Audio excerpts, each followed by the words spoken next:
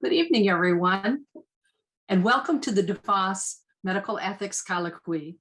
My name is Dr. Lola Koch, and I'm the Acting Dean of the Kirchhoff College of Nursing at Grand Valley State University. Our college is now the host of the biannual DeVos Medical Ethics Colloquy events, done in collaboration with the College of Liberal Arts and Sciences and the Department of Philosophy. The topics covered in these important dialogues directly impact all healthcare professionals actively serving our community. I'm pleased to provide the platform to continue this prestigious event and to join in these discussions. More information about tonight's events, including information on claiming your continuing education and continuing medical education credits, can be found on our event welcome website, gvsu.edu/colloquy/welcome. This is very important, especially for participants who are looking for continuing medical education credits. You can find the link in the chat. For those of you obtaining CMEs this evening, be sure to text your email address to 844-420-1171. You'll receive a message confirming your phone number has been updated. And then as you arrive tonight to this session, make sure that you text in your attendance to that same number. Again, you can find it at the web link that's in the chat. The event ID for those of you gaining CME is 43724. You'll receive more detailed information about all of the continuing education units at the end of this session this evening. I'd like to extend a special thanks to our organizing committee for their ongoing support and leadership of this medical ethics colloquy. And lastly, many thanks to our principal sponsor, Spectrum Health and Grand Valley State University, and our major sponsor, Mercy Health, for their support of this event this evening. And now let's begin our program. I'd like to introduce Dr. Paul Farr, a retired physician, a community activist and volunteer, and secretary of the DeVos Colloquy Advisory Board, who will give some opening remarks. Dr. Farr. Thank you, Lola. And on behalf of the committee, welcome everybody to the 34th annual or a biannual DeVos Medical Ethics Colloquy. If you look on the slide here, the picture of the two men that you see seated is Rich DeVos, who thought of this idea that Grand Rapids needed a discussion about medical ethics. And the man standing is Dr. Luis Tomatis, who implemented the plan and then turned it over to Grand Valley in 2015. Unfortunately, we lost Rich DeVos in September of 2018, and we lost Dr. Tomatis in September of 2020.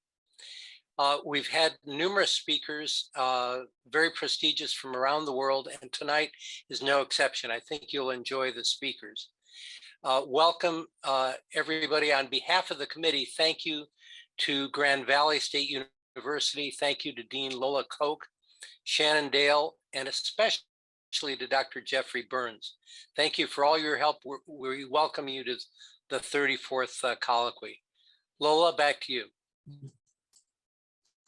Thank you, Dr. Farr. And with that introduction of Dr. Jeffrey Burns, I'd like to also introduce him, who is going to do introduction of our moderator. Dr. Jeffrey Burns is an assistant professor in the Department of Philosophy. And as Dr. Farr mentioned, he's also on our planning committee and plays a key role in getting our speakers and putting together this event. So Dr. Burns, over to you. Great, welcome and thank you. It's my pleasure to introduce our moderator for this colloquy, Dr. Shawn Ulreich. She is the Vice President of Clinical Operations and Chief Nursing Executive at Beaumont Health, Spectrum Health, West Michigan. Shawn is responsible for clinical operations across Beaumont Health, Spectrum Health, West Michigan's hospitals and medical group, including nursing, pharmacy, ethics, spiritual care services. She joined Spectrum Health in 2004 as the Chief Nursing Officer and Vice President of Operations. Throughout her tenure at Spectrum Health, Shawn has been responsible for numerous clinical departments, including laboratory, nursing, pastoral care, respiratory and surgical services, as well as Spectrum Health Aeromed and Northflight Aeromed. Under Shawn's leadership, Spectrum Health Grand Rapids has achieved magnet certification 3 times. Please welcome our moderator, Dr. Shawn Ulreich. Well, Jeff, thank you so much for that kind introduction. Truly appreciate it. When I was asked to moderate this session, I jumped at the opportunity primarily because it would force me to explore a little more deeply some of the feelings, some of the emotions, some of the thoughts I'd been having over the past few years. And I really want to open my mind to other ways of thinking. The rather rampant dissemination of misinformation and the magnitude that we are seeing this is something I could not have imagined, not happening here, not in the United States of America. Nor did I ever imagine that such misinformation would threaten our democracy. And phrases such as alternative facts and fake news are now part of our vernacular. But equally troubling to me is something very personal, and it's the unfolding of misinformation and conspiracy theories among friends and among family members. And that's left me troubled. And so I wondered, have these people always had such irrational thoughts and we just never talked about it? Are they borderline delusional?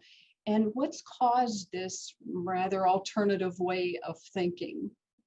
And more importantly, what I've been thinking is, what can I do to help them see things differently, see things my way? The conspiracy theories and misinformation I'm referencing really surround the pandemic and treatment options and vaccine and the like, but certainly fall into the political landscape as well.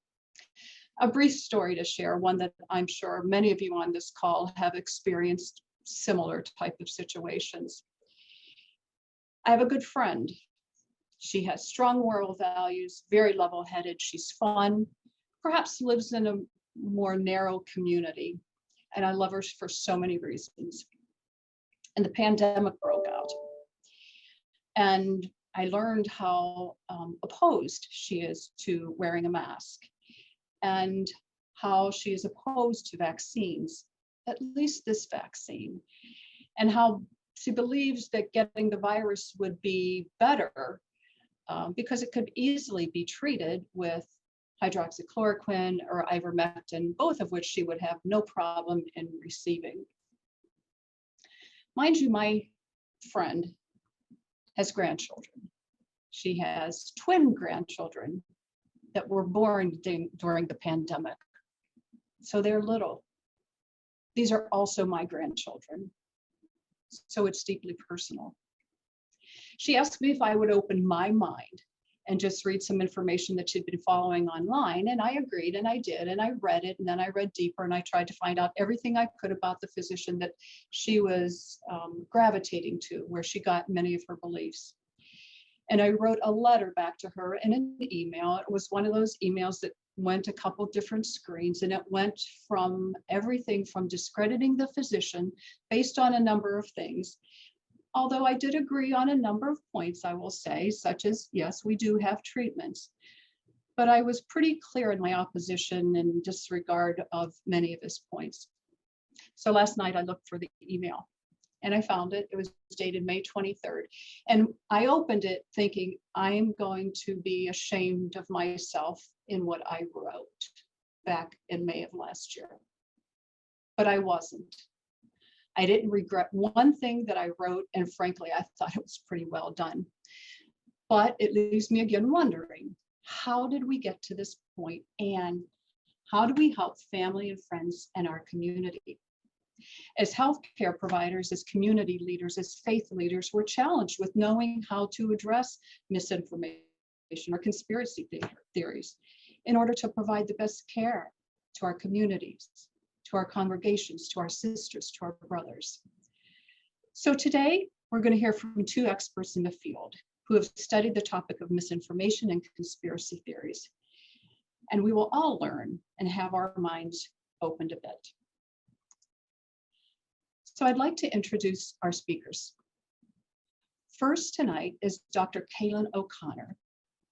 Dr. O'Connor is a professor in the Department of Logic and Philosophy of Science at the University of Irvine in California. She obtained her Ph.D. in philosophy from the University of California, Irvine in 2013.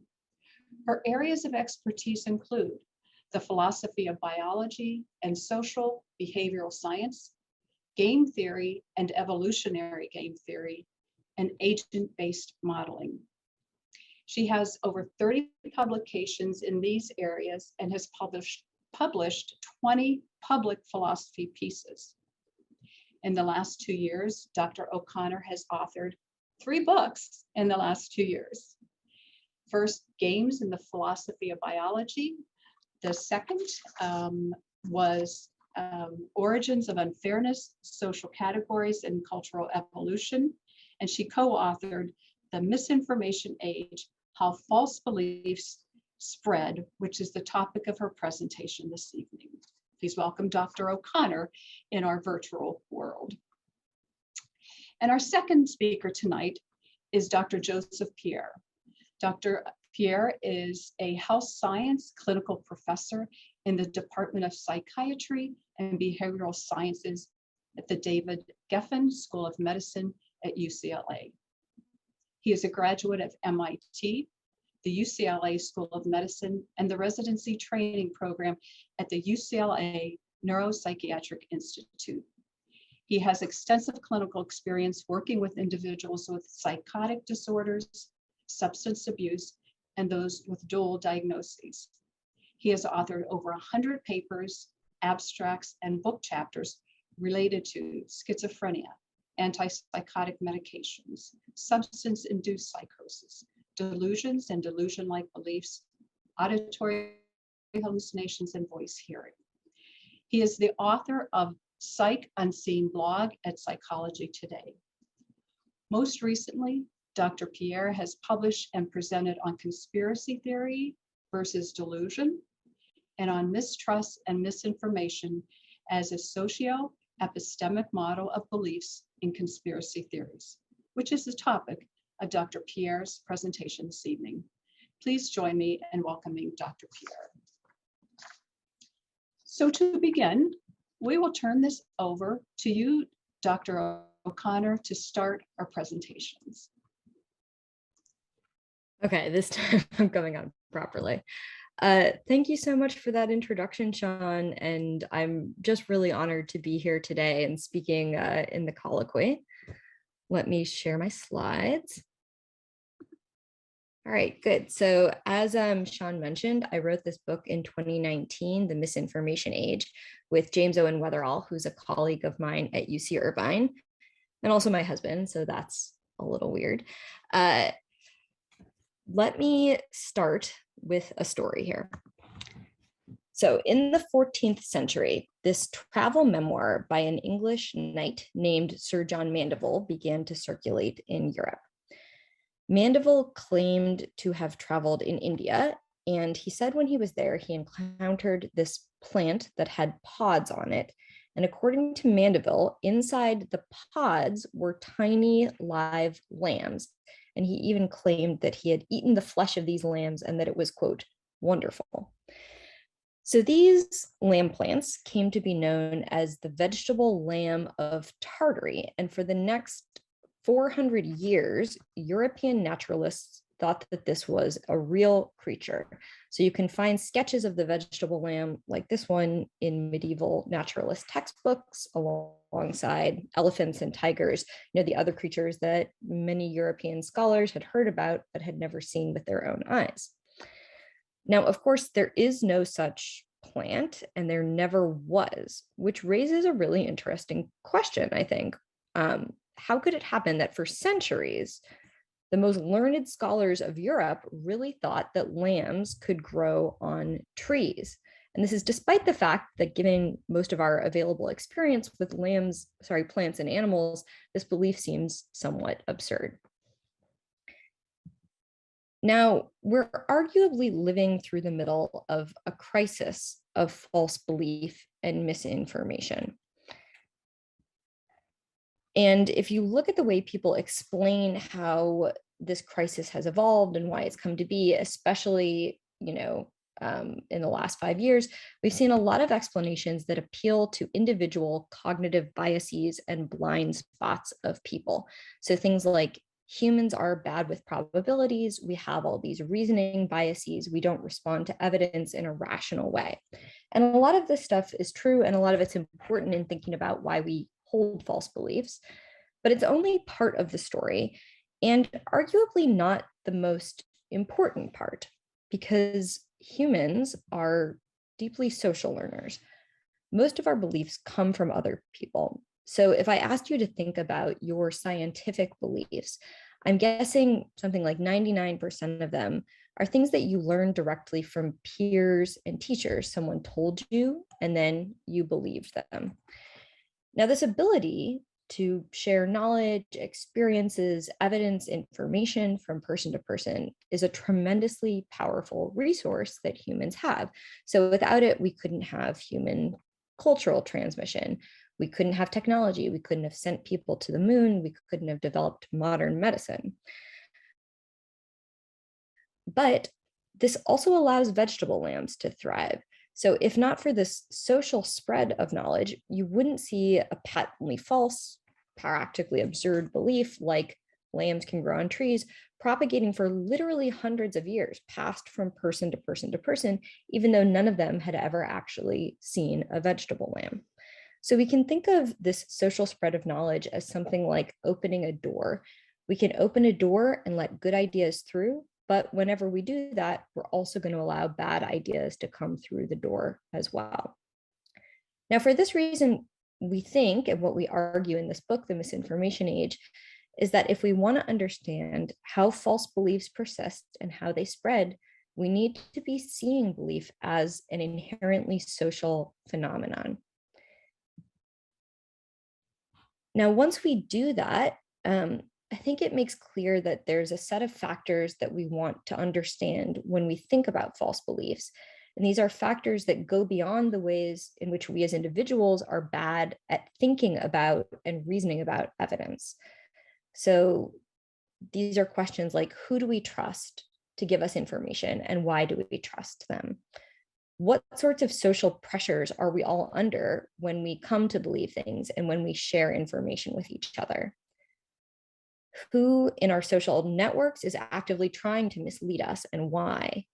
How can these propagandists take advantage of our social natures in trying to spread certain beliefs? How does learning work on social media? So these are the types of big questions that we explore in this book.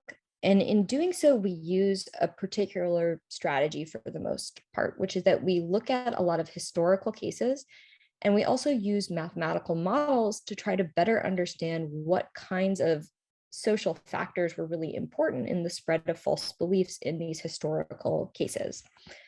Now, by mathematical models, what I mean is that we use computer simulations, we create representations of real groups of human learners or real social networks, and then we use these representations to look at how beliefs can spread and propagate from person to person. So in this talk, I'm not going to go into a lot of details of how we build these models and how we analyze them. But of course, if people are interested, we can talk about that in Q&A, or you can also read more about it.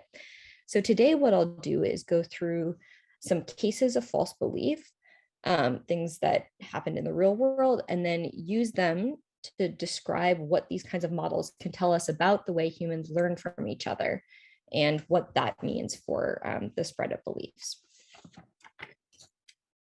Now, many of you in the audience today are medical practitioners.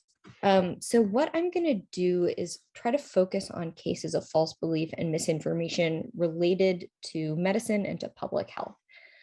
And as we'll see throughout these cases, social factors can be deeply important when it comes to the spread of medical knowledge. And for that reason, medical practitioners in particular are in a sort of special place with an ability to spread beneficial knowledge and practices, and also an ability to counter harmful practices and misinformation. And I'm hoping that learning more about the kind of social factors related to knowledge will help many of you do this.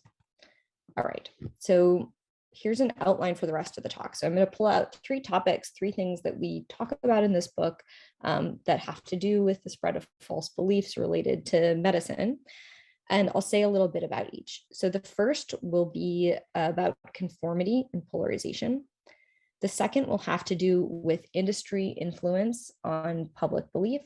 And the third will have to do with journalism and the impact of journalistic practice on public belief. All right, so conformity and polarization.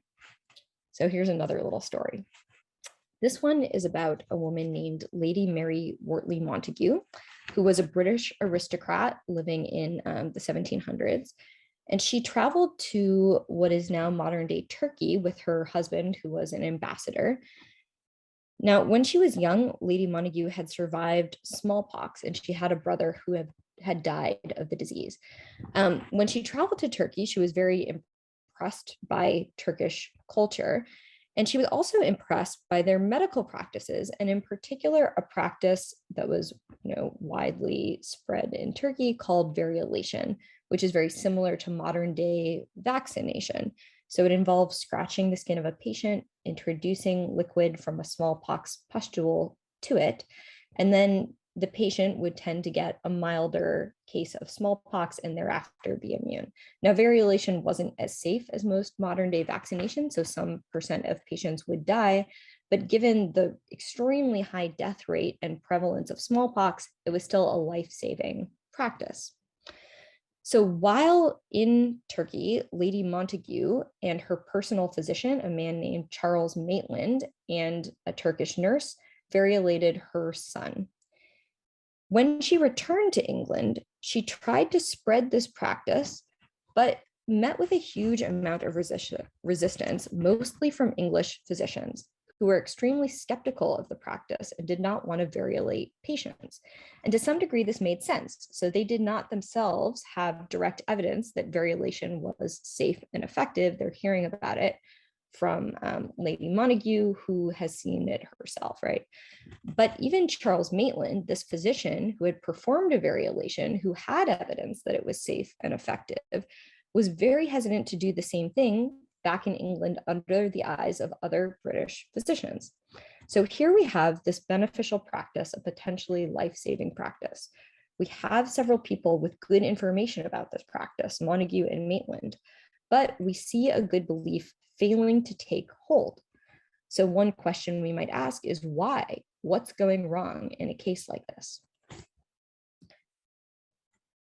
Now, in the early 1950s, the famous Asch experiments and following experiments showed that humans have a strong bias towards conformity, meaning that we don't like to stick out from a crowd. We often find it socially uncomfortable to disagree with others, to do things that other people disapprove of. Now, in the experiment, a subject would be shown these 2 sets of lines, and they would be asked, all right, which line on the right is the same length as the line on the left? So you can take a minute and think about for yourself which one you think it is. If we were in person, I would ask you to vote. So obviously I can't do that.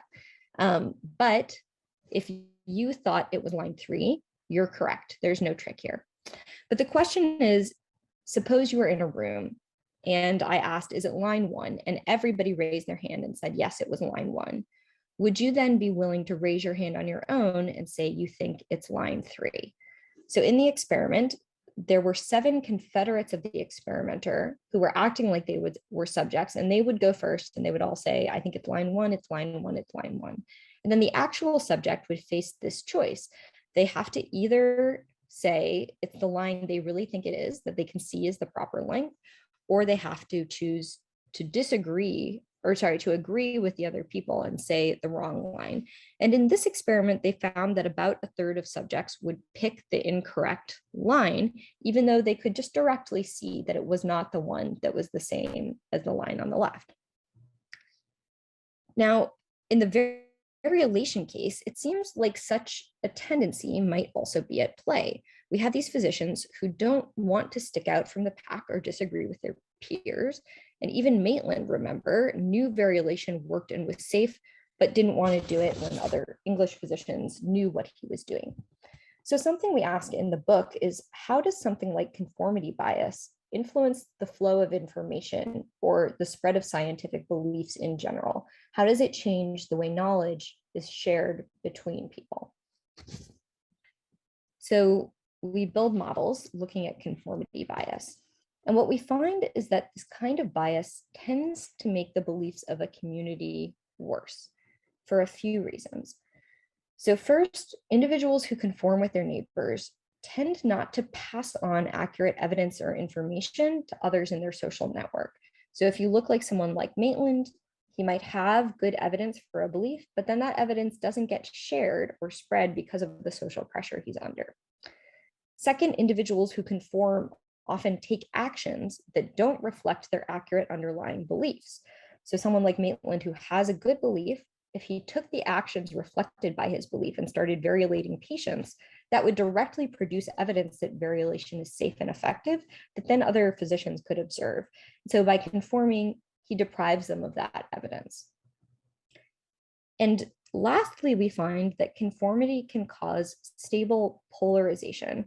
So this is a buzzword that I'm sure you've heard in recent media. Polarization is something that happens when you get multiple camps of people who disagree on some topic, even in the face of discussion or debate over that topic. So I'm going to give a little illustration of how conformity can cause polarization. Okay, suppose we have a network of individuals who want to know how the world works. So that's why they're imaged here as tiny scientists. They're trying to find out about the world. Let's suppose that, like the English physicians, in this case, they start off with bad beliefs. They don't know variolation works, and that's what these purple circles represent, their beliefs about variolation. And then last, suppose that they, like real humans, often are tightly interconnected into cliques or clusters or groups. So you have groups like this, who, like English physicians, are connected to each other, but are relatively loosely connected to the part of the social network where you find Turkish nurses. So suppose someone in this network finds out that variolation works. Well, this individual, as a human, is going to be able to spread information about this discovery. They're going to be able to pass on their knowledge to peers in their network. And as a result, other peers can learn about this practice and adopt it. But when it comes to an individual like this one, who's tightly connected with other non-believers, they may receive good evidence about something like variolation due to their connection here. But even though they might develop a good belief here, they might not start variolating as a result of the social pressure they're under. And if they don't, their peers never learn about variolation. So we think of this very early case of anti-vaxxing as something that might tell us about modern anti-vaccine advocacy as well. So if you look at anti-vaccine advocates, you see they do often tend to cluster into tight-knit communities, such as certain New Agey groups in California, the Orthodox Jewish community in Brooklyn, the Somali American community in Minneapolis, and many others. So you tend to have these cliques and clusters in our social network where you see a lot of anti-vaxxing behavior. And we think conformity might help explain why more information giving doesn't always rehabilitate such groups. So why can't you just tell people how safe and effective vaccines are? Now, we think there's actually going to be multiple factors at play in a case like this. Anti-vaxxing is a pretty complicated sort of thing, but one is probably conformity. So you have a tight-knit group where each individual is not vaccinating. They're getting information about not vaccinating from their neighbors. If they choose to vaccinate, they're going to have to be the person sticking their neck out, doing something different than everyone else. Furthermore, we think that anti-vaccine advocates take advantage of this social structure in stopping other people from vaccinating. So you can see a lot of evidence that they've actively targeted groups like Somali Americans in Minneapolis, who they know are in a tight-knit community that's relatively less connected to the broader community, where conformity can play a role in stabilizing anti-vaccine. Lady Montague, by the way, did end up spreading the practice of variolation in England, somewhat ironically, by taking advantage of tendencies towards conformity. So she convinced Princess Caroline of Ansbach, who was married to the King of England at the time, to variolate her own daughters publicly. And then subsequent to that, a number of aristocrats especially fell in line, and especially those who knew the two women started practicing variolation. Okay, good.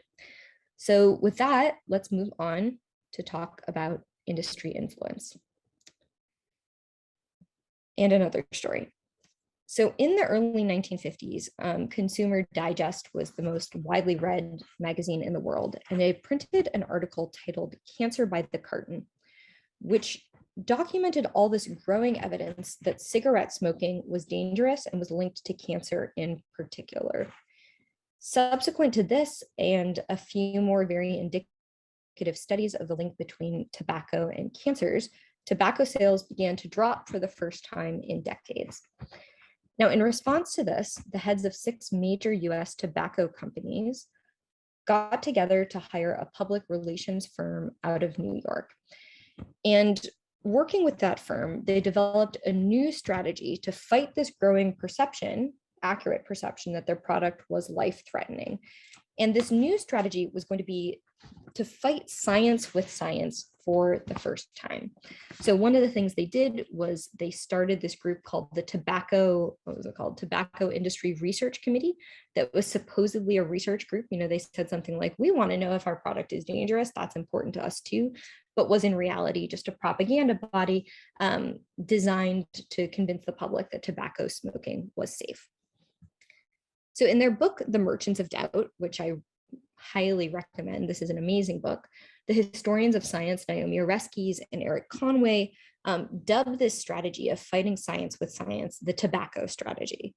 And they describe how often literally the exact same group of men used similar strategies to confound public belief about a number of really important topics, including nuclear war and strategic defense, including secondhand smoking and the dangers of secondhand smoking, the link between CFCs and ozone depletion, the link between coal power and acid rain, and most recently, and perhaps most alarmingly, about global climate change. So this has been a really widely used strategy, arguably very effective, and with extremely serious public health consequences.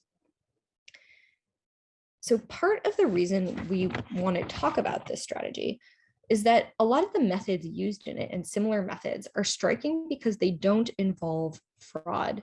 So I think there's a naive picture of how industry influences science or medicine, which is that someone in industry offers a bunch of money to a scientist and says, we need a study that shows tobacco smoking is safe. And then the scientist commits fraud or somehow does something shady with the data, and such a study appears. But this is not the most typical way, I think, that industry actually influences outcomes in science.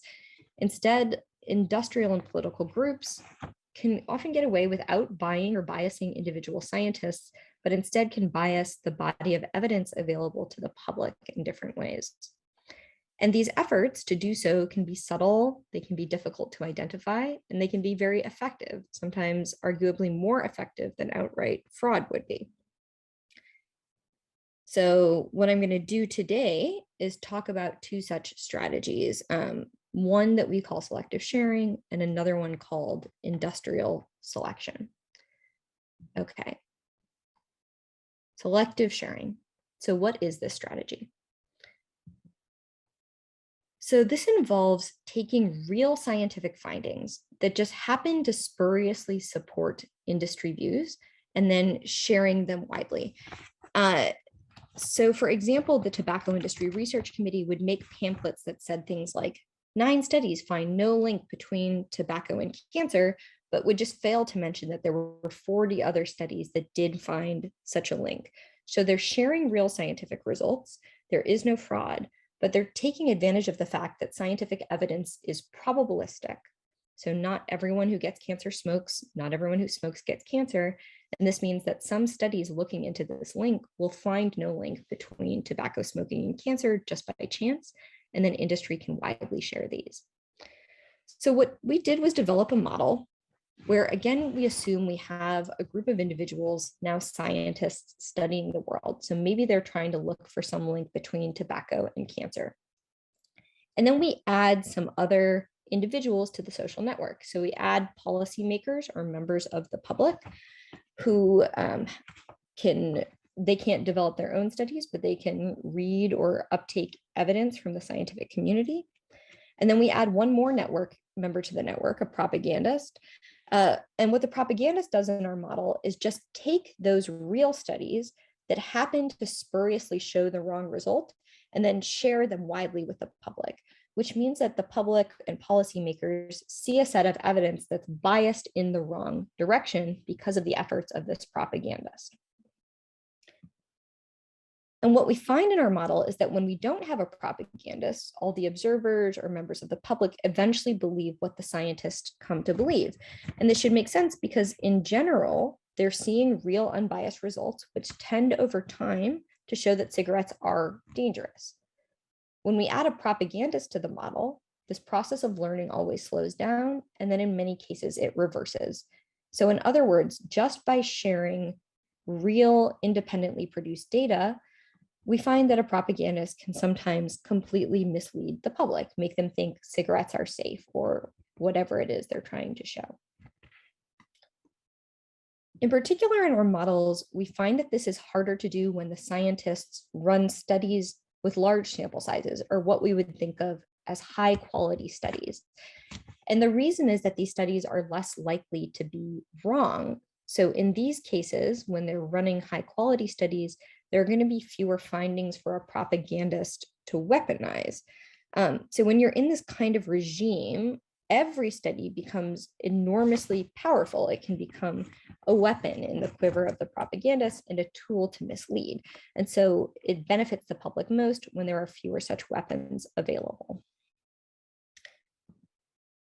So one sort of odd takeaway here is that just because a scientific finding is real, and by real, I mean gathered by real scientists using ideal methods, that doesn't mean it isn't misinformation.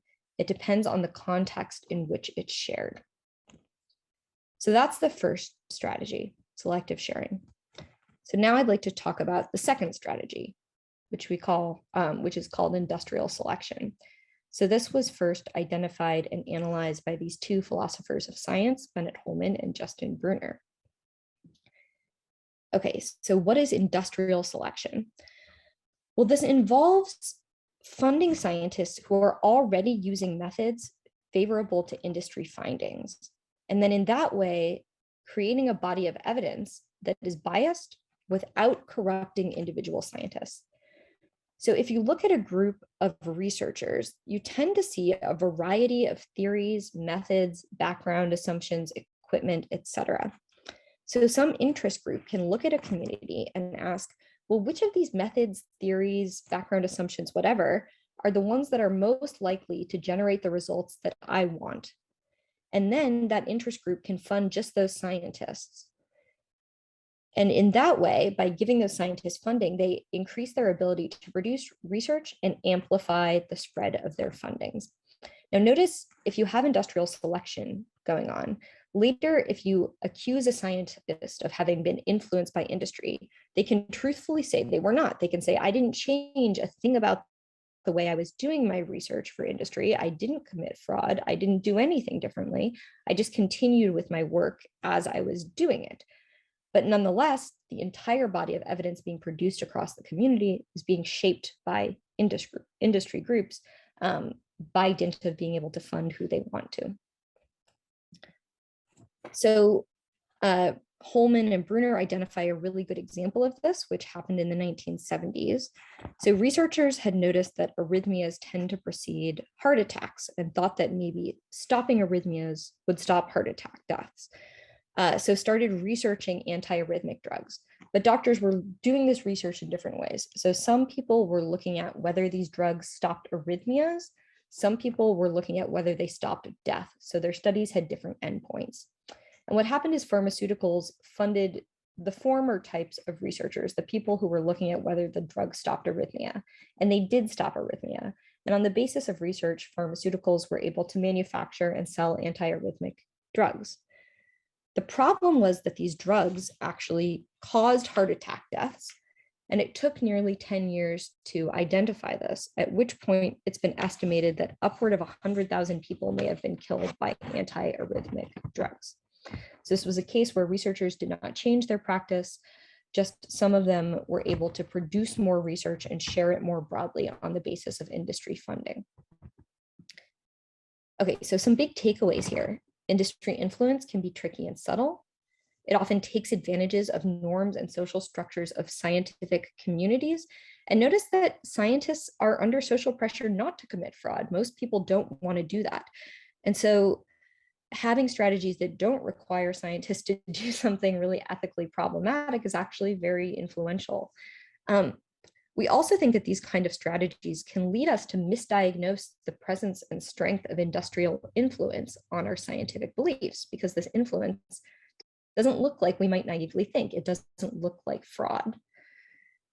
So just to give a little example, Jim and I have had email back and forths with the authors of this article, the made up story about how Big Sugar shifted the blame to fat, and discussed industrial selection with them after this article was published.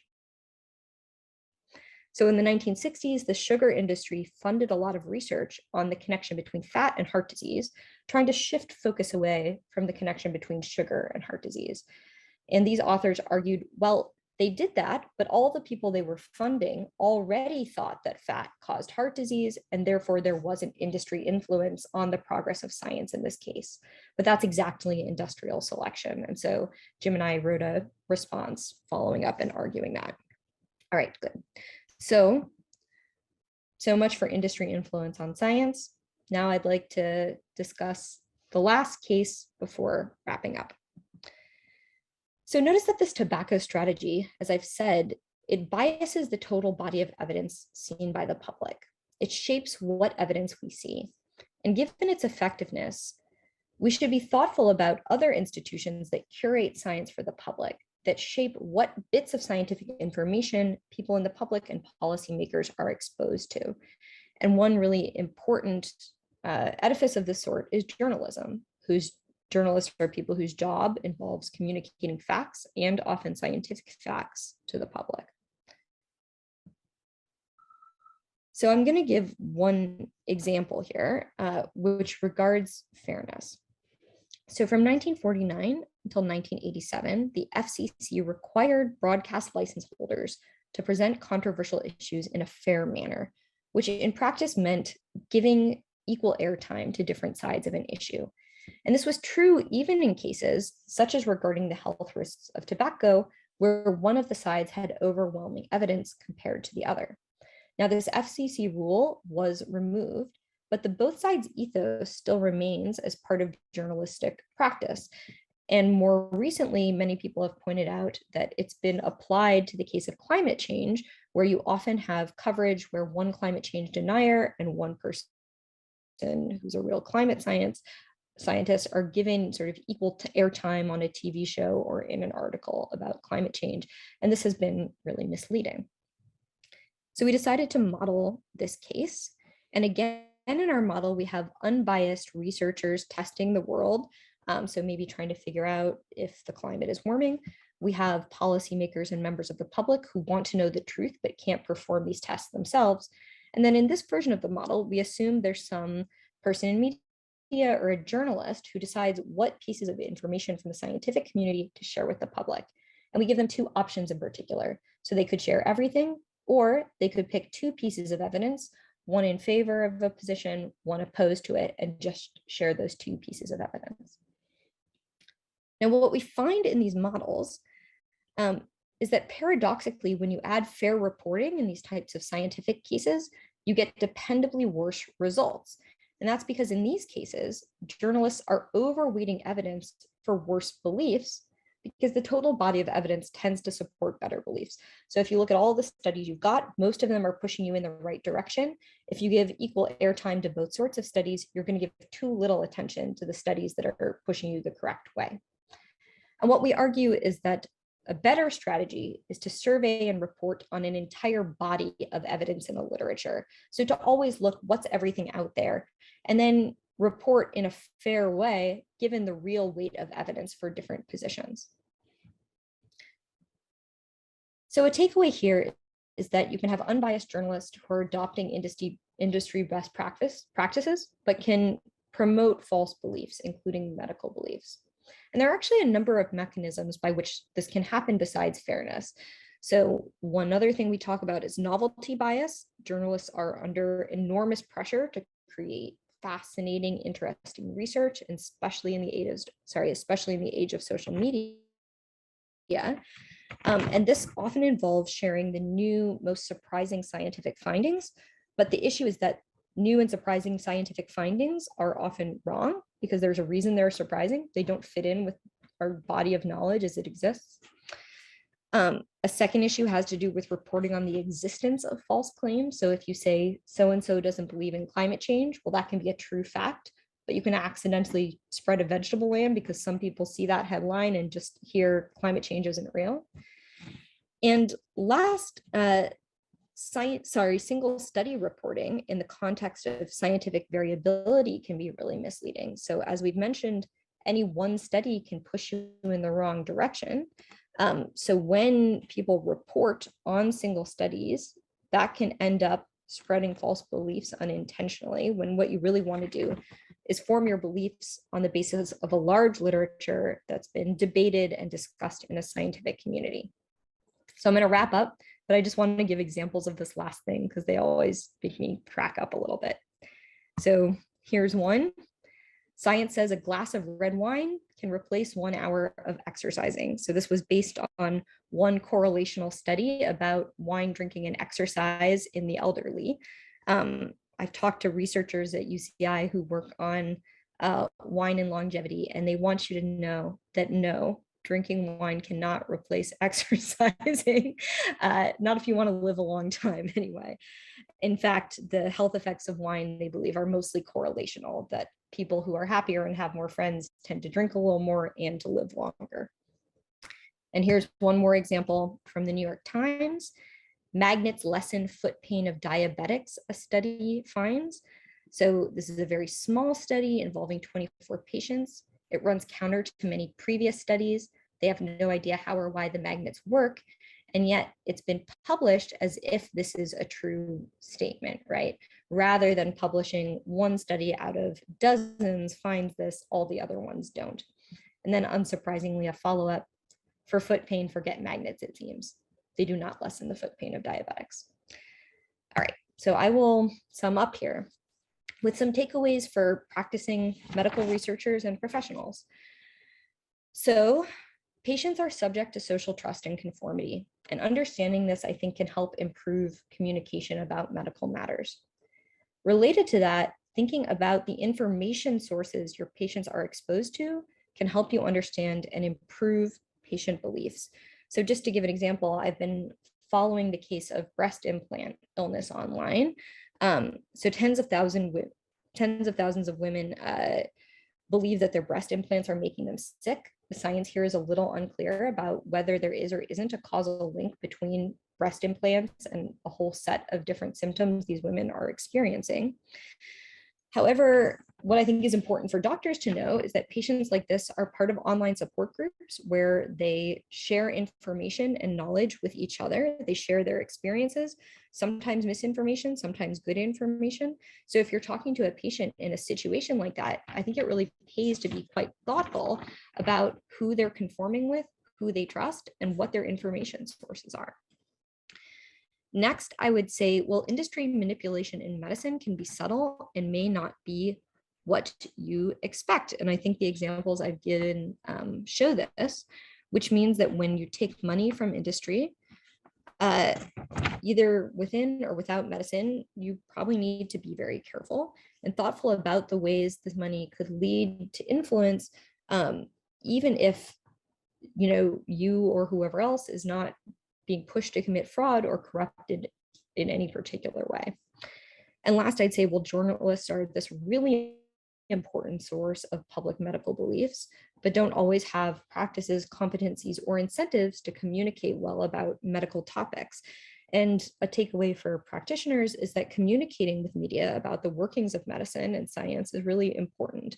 And in particular, opportunities to clear up misunderstandings or create broader knowledge about how some topic works and what the research shows are well worth doing. With that, I will say thank you. Cailin, thank you so much for a very informative presentation. I love the stories, love it, hearing those. A little disappointed in the red wine doesn't equal an hour of exercise, but maybe if we expand the sample size there, we might find something different, not sure, but truly really appreciate. I'm sorry, I think that one's it's really not going to work out for us. It's not going to work, I just give it a rest. I'm sorry to say it. All right, okay, I'll give it a rest. Well, we will take some questions at the end of our next presenter here. So Dr. Pierre, I'm going to turn this over to you for your presentation, and then we'll take questions at the end for both Cailin and Joe. So Joe, over to you. All right, thank you for having me, and thank you for basically inviting me to Michigan without having to suffer through Michigan weather. And so let me get my slides up here. Bear with me.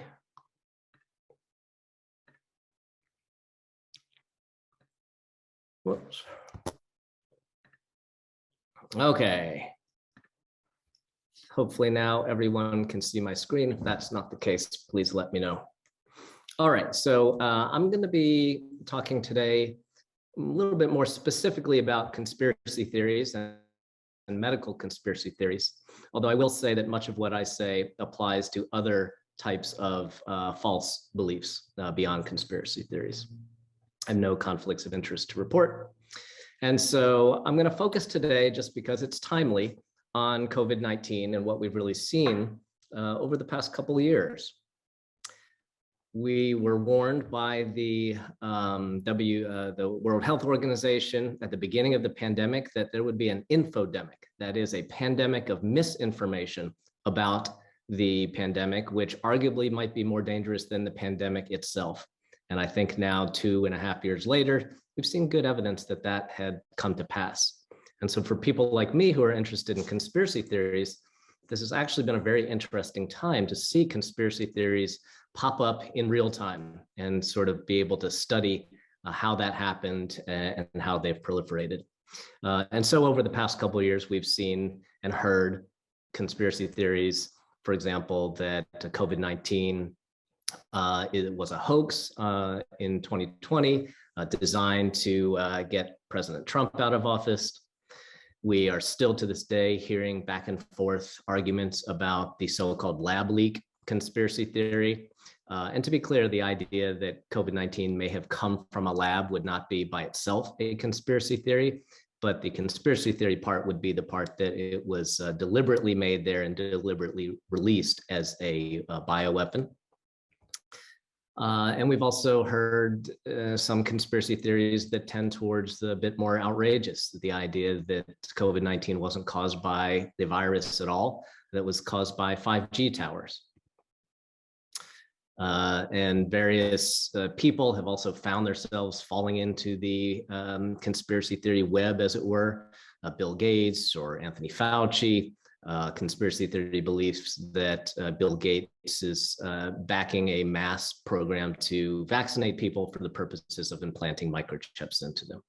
So at first glance, and certainly for someone like me who works with patients with psychotic disorders, these, I think, to many of us, and certainly many of us in the medical profession, probably sound fairly ridiculous. But when we look at polls over the past couple of years, what we can see, somewhat surprisingly, maybe not, is that these are not uncommon beliefs. So this is a poll from July of 2021, looking at what percentage of the US population endorsed the idea that coronavirus, COVID-19 was exaggerated for political reasons. And we can see that the 40% said definitely or probably true, 12% not sure. So that's roughly half. About 20%, and then an additional quarter who are unsure, believe that vaccines have been shown to cause autism. About 20% also believe that the government is deliberately keeping that fact from the public. And even that one about microchipping, which I think, at least to me, sounds pretty outrageous, was endorsed by 20% of poll respondents at this time. Now, why do we care, and why do we care as medical professionals? Well, certainly in the context of COVID-19, we care because I think we can argue pretty clearly that misbeliefs about COVID-19 and conspiracy theory beliefs about COVID-19 have actually prevented our ability to control the spread of the virus worldwide.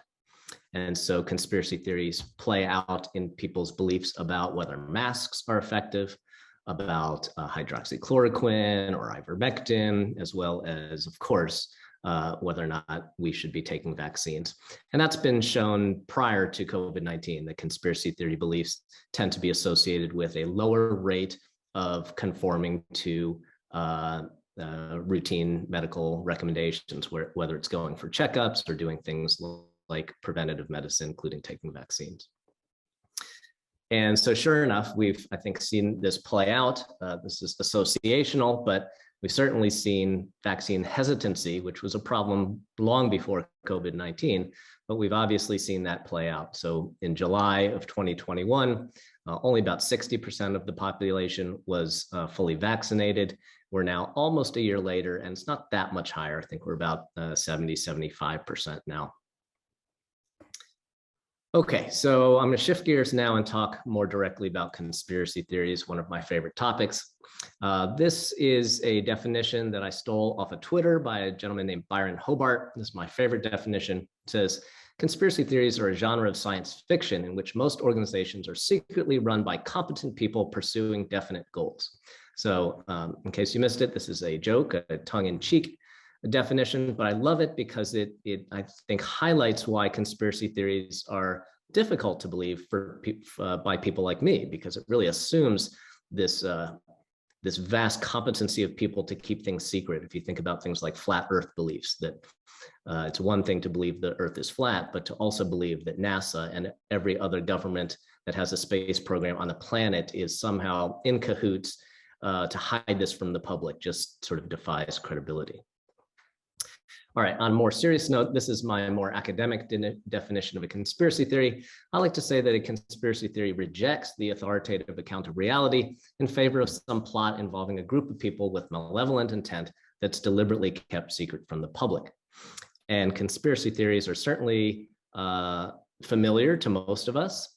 Many conspiracy theories in our lifetimes have centered around historical events, oftentimes very serious and tragic historical events, such as the assassination of JFK. But then more topical for today's lecture, many conspiracy theories revolve around scientific themes and medical themes. Now, I had originally omitted this slide, but since Shawn brought it up, I'm going to address this real quickly about the distinction between delusions and conspiracy theories. So both delusions and conspiracy theories are often held with high conviction. They don't have to be, but they often are.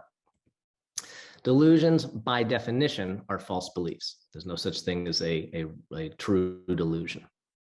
Conspiracy theory beliefs, however, might or might not be true. I think they're often improbable. But of course, people who believe in conspiracy theories often will tell you about things like the MK-Ultra program or the CIA's COUNTERINTEL Pro program. So some conspiracy theories end up turning out to be true. So it's not a requirement that conspiracy theories are false. I think more to the point, delusions in clinical practice tend to be idiosyncratic, meaning that they tend to be held by an individual and generally not shared beliefs. But conspiracy theory beliefs are often shared. One of the reasons why delusions are often not shared is because they're often based on subjective experience, whereas conspiracy theories are really based on information that's sort of out there in the world. And I'll say more about that. And finally, the other thing that makes delusions often difficult to share is that they often have a self-referential component. So for example, I often use the example to say that it is very easy to find people who believe that there might be a second coming of the Messiah. It's much more difficult to convince people that you are the second coming of the Messiah. So that's that self-referential component. So, so we can keep that in mind as I go on with this talk. Back in January, there was this discussion of this idea of mass formation psychosis, mass delusion, and that's a pet peeve of mine. I want to make clear, even though I'm a psychiatrist, that I am, for the most part, not talking about psychopathology, mental illness, and I don't think that's a good framework to understand belief in conspiracy theories. And one of the reasons I don't believe that is because it's very clear that belief in conspiracy theories is normal, at least from a statistical perspective. So polls have consistently shown that here in the US, at least half the population believes in one conspiracy theory. A more recent worldwide poll by YouGov and the University of Cambridge likewise showed that rates of conspiracy theory belief across different countries, US and Europe, is anywhere from 50-some% all the way up into 85% in a place like Hungary. So again, this is a normal phenomenon. This is not psychopathology. That said, I do want to spend some time in this slide reviewing fairly briefly some of the psychological research that's been going on for the past decade to look at what sort of psychological traits, or sometimes I call them quirks, what kinds of psychological quirks are associated with conspiracy theory belief, or what psychologists call conspiracist ideation. And the bottom line is that there's a number of these: needs for certainty, closure, and control, needs for uniqueness, various types of cognitive biases like attribution bias, teleological biases.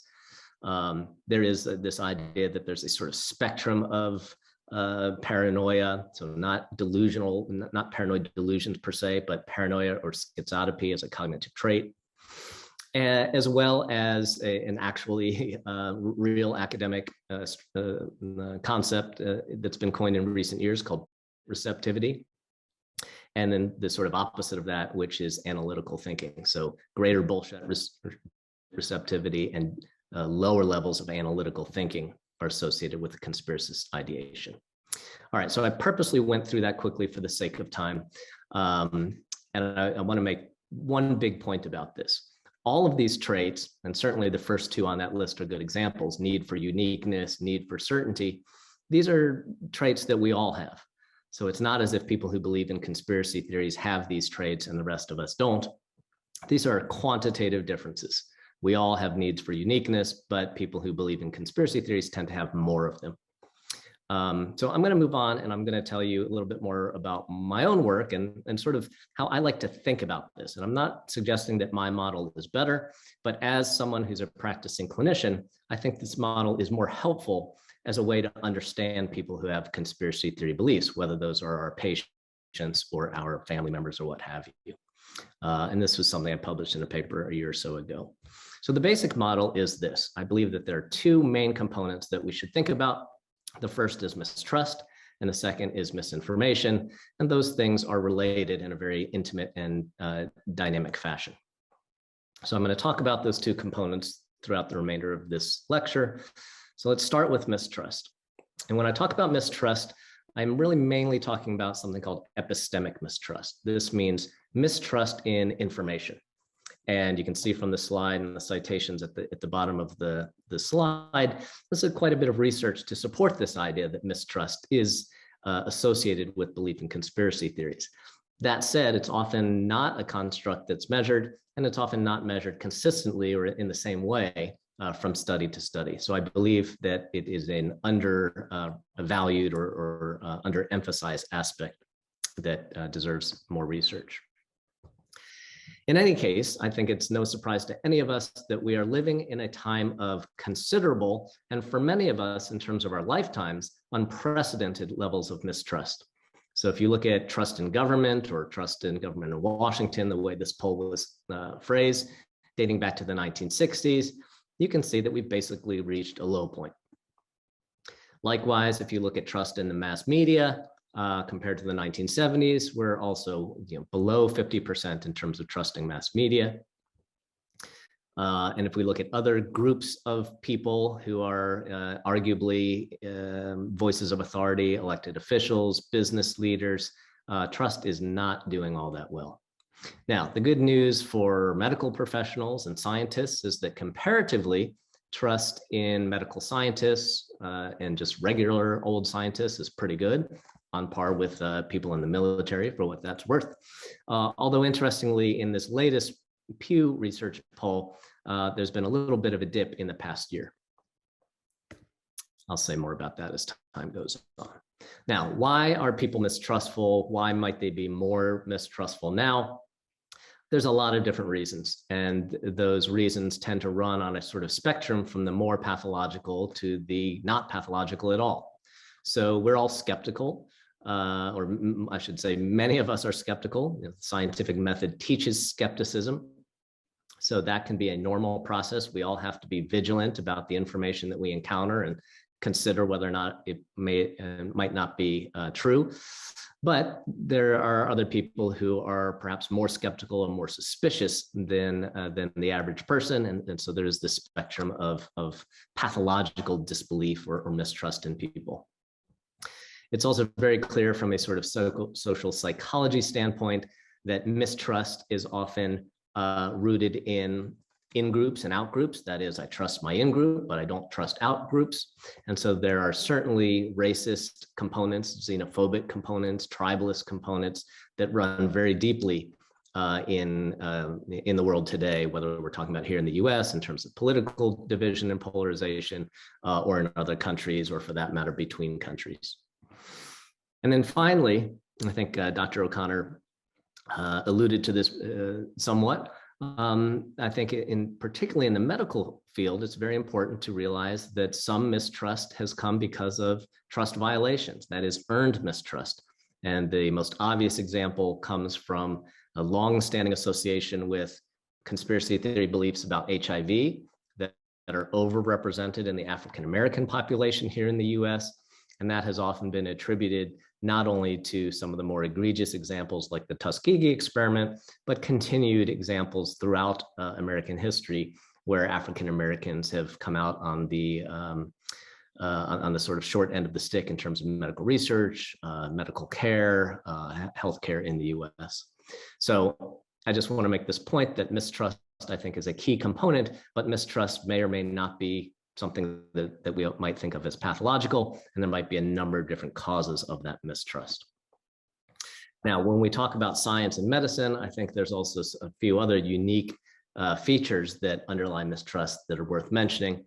The first is, I think, I'm going to call it a fundamental misunderstanding by the public about the way science works. And I want to make sure I phrase that carefully. I see this as a failing of science and a failing of science education, that we haven't really taught people the philosophy of science. So this idea that science involves research, that is looking at repeated observations, that it's this iterative process. And there are many topics in science where there are areas of legitimate scientific debate that's often perceived as, well, scientists don't know what they're talking about, they disagree, and therefore I shouldn't believe one way or another. As Dr. O'Connor mentioned, I think a more informed way to think about that is to think about the totality of evidence and really think about beliefs from a sort of probabilistic standpoint. I think some of the mistrust of science also comes from this ivory tower elitism perspective, this idea that scientists or medical doctors or people in academia are not really in touch with real life and people on the ground, as it were. And then there are, of course, some bona fide conflicts of interest, whether it's with industry or what have you. And then, as I mentioned, examples of real life trust violations, real life scandals and fraud. So there's a number of reasons that people mistrust scientists that are really specific to science. And so I showed the poll a couple slides ago saying that trust in scientists is actually pretty good. But another poll from that same year showed that about 40% of poll respondents here in the US believe that scientists can basically just massage the data however they want to conclude whatever they want to say. So on the one hand, it's sort of a trusted institution of authority, but there's certainly a pretty widespread belief that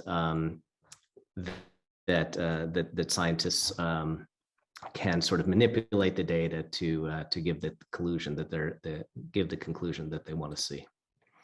Okay, so taking this back to COVID-19, I think getting back to this idea that science is iterative, that our discoveries take time and research. I think one of the things that really is true about COVID-19 is this was a major worldwide event. It was something that scared a lot of us and continues to scare a lot of us. So it's a crisis on a worldwide proportion. And because it was a pretty new phenomenon, we didn't really know what was going on. And so as quote unquote, the institution of science was telling the public about what they thought was happening, there were some missteps along the way. So early on in April of 2020, the WHO was saying, well, the coronavirus is not airborne. We've now seen that one walk back, and also continued discussions about what airborne even means versus respiratory droplets.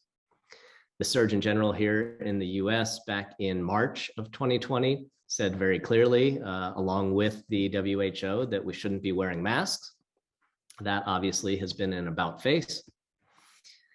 And that was something that the CDC said as well. And so I'm framing this as this is sort of normal science, right? Sometime one year we're told that we should all be taking aspirin a day, and then 5 years later, there's a different study that says that we shouldn't. And that, I think, is often perceived again as, well, I can't trust scientists then, rather than really communicating in a way that is more realistic and is rooted in a philosophical understanding of what science is. All right, I'm kind of zooming along for the sake of time, but that's mistrust. I'm going to shift now and talk about misinformation. And it was great to hear Dr. O'Connor's comments on this and her research. So I think there'll be a little bit of overlap, but I think plenty of looking at it from a somewhat different angle as well. So misinformation. This is me quoting myself from my paper.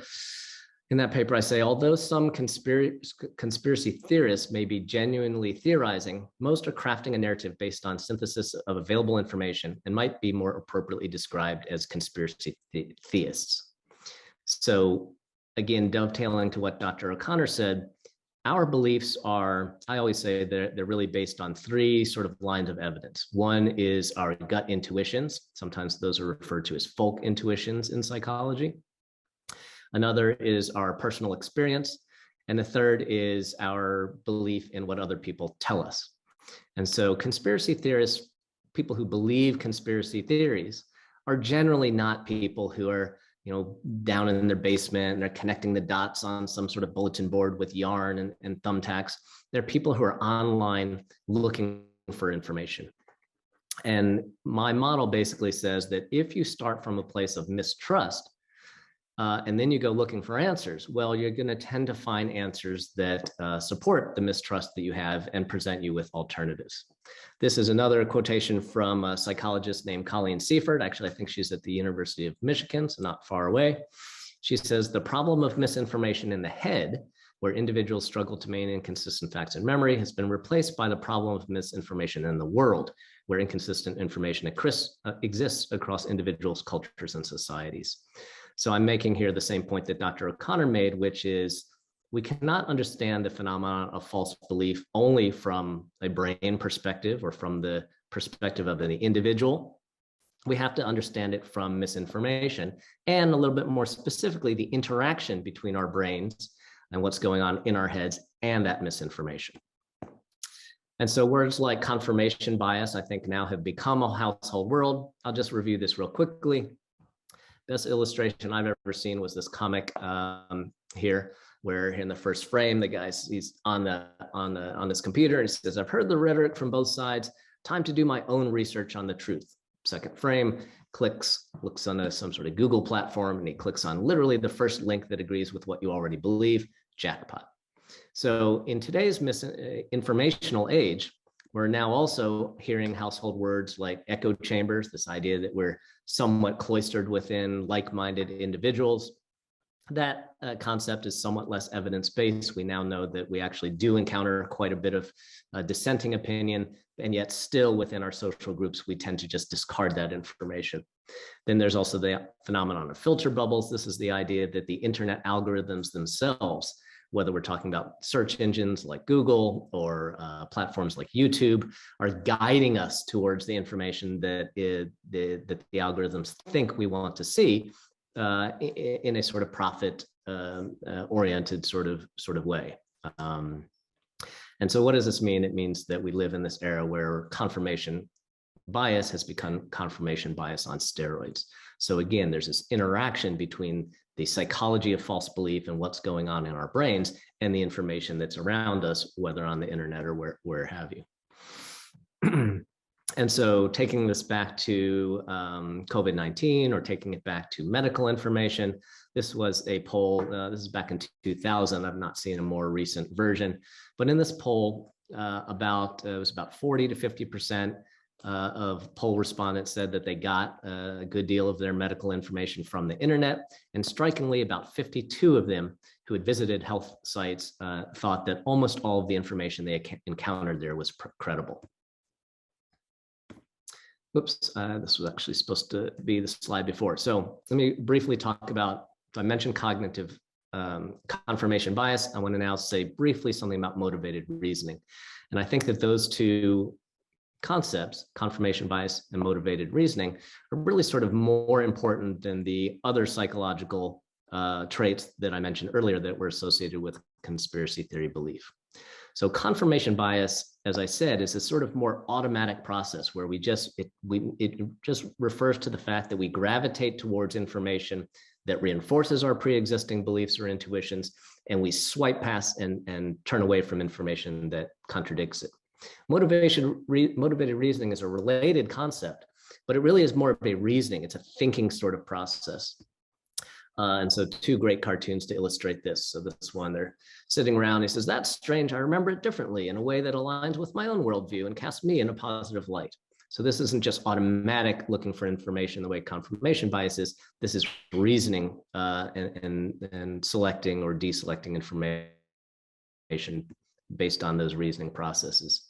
So this is another illustration I like. He says, "If P is false, I will be sad. I do not wish to be sad. Therefore, P is true." So that, again, alludes to this idea that it's a reasoning process, but it's a reasoning process that reinforces what we believe or want to believe and gets us steered away from information that contradicts it.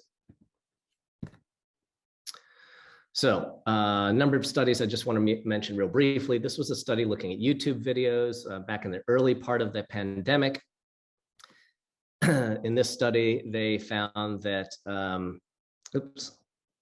that over a quarter of the most viewed YouTube videos about the pandemic, this was in about March or April of 2020, contained misinformation. So misinformation about the pandemic has obviously been out there. It's been out there from the get-go, and it's still out there. In July of 2020, when President Trump tweeted about the group called the American Frontline Doctors who were touting hydroxychloroquine, some researchers looked at Twitter tweets.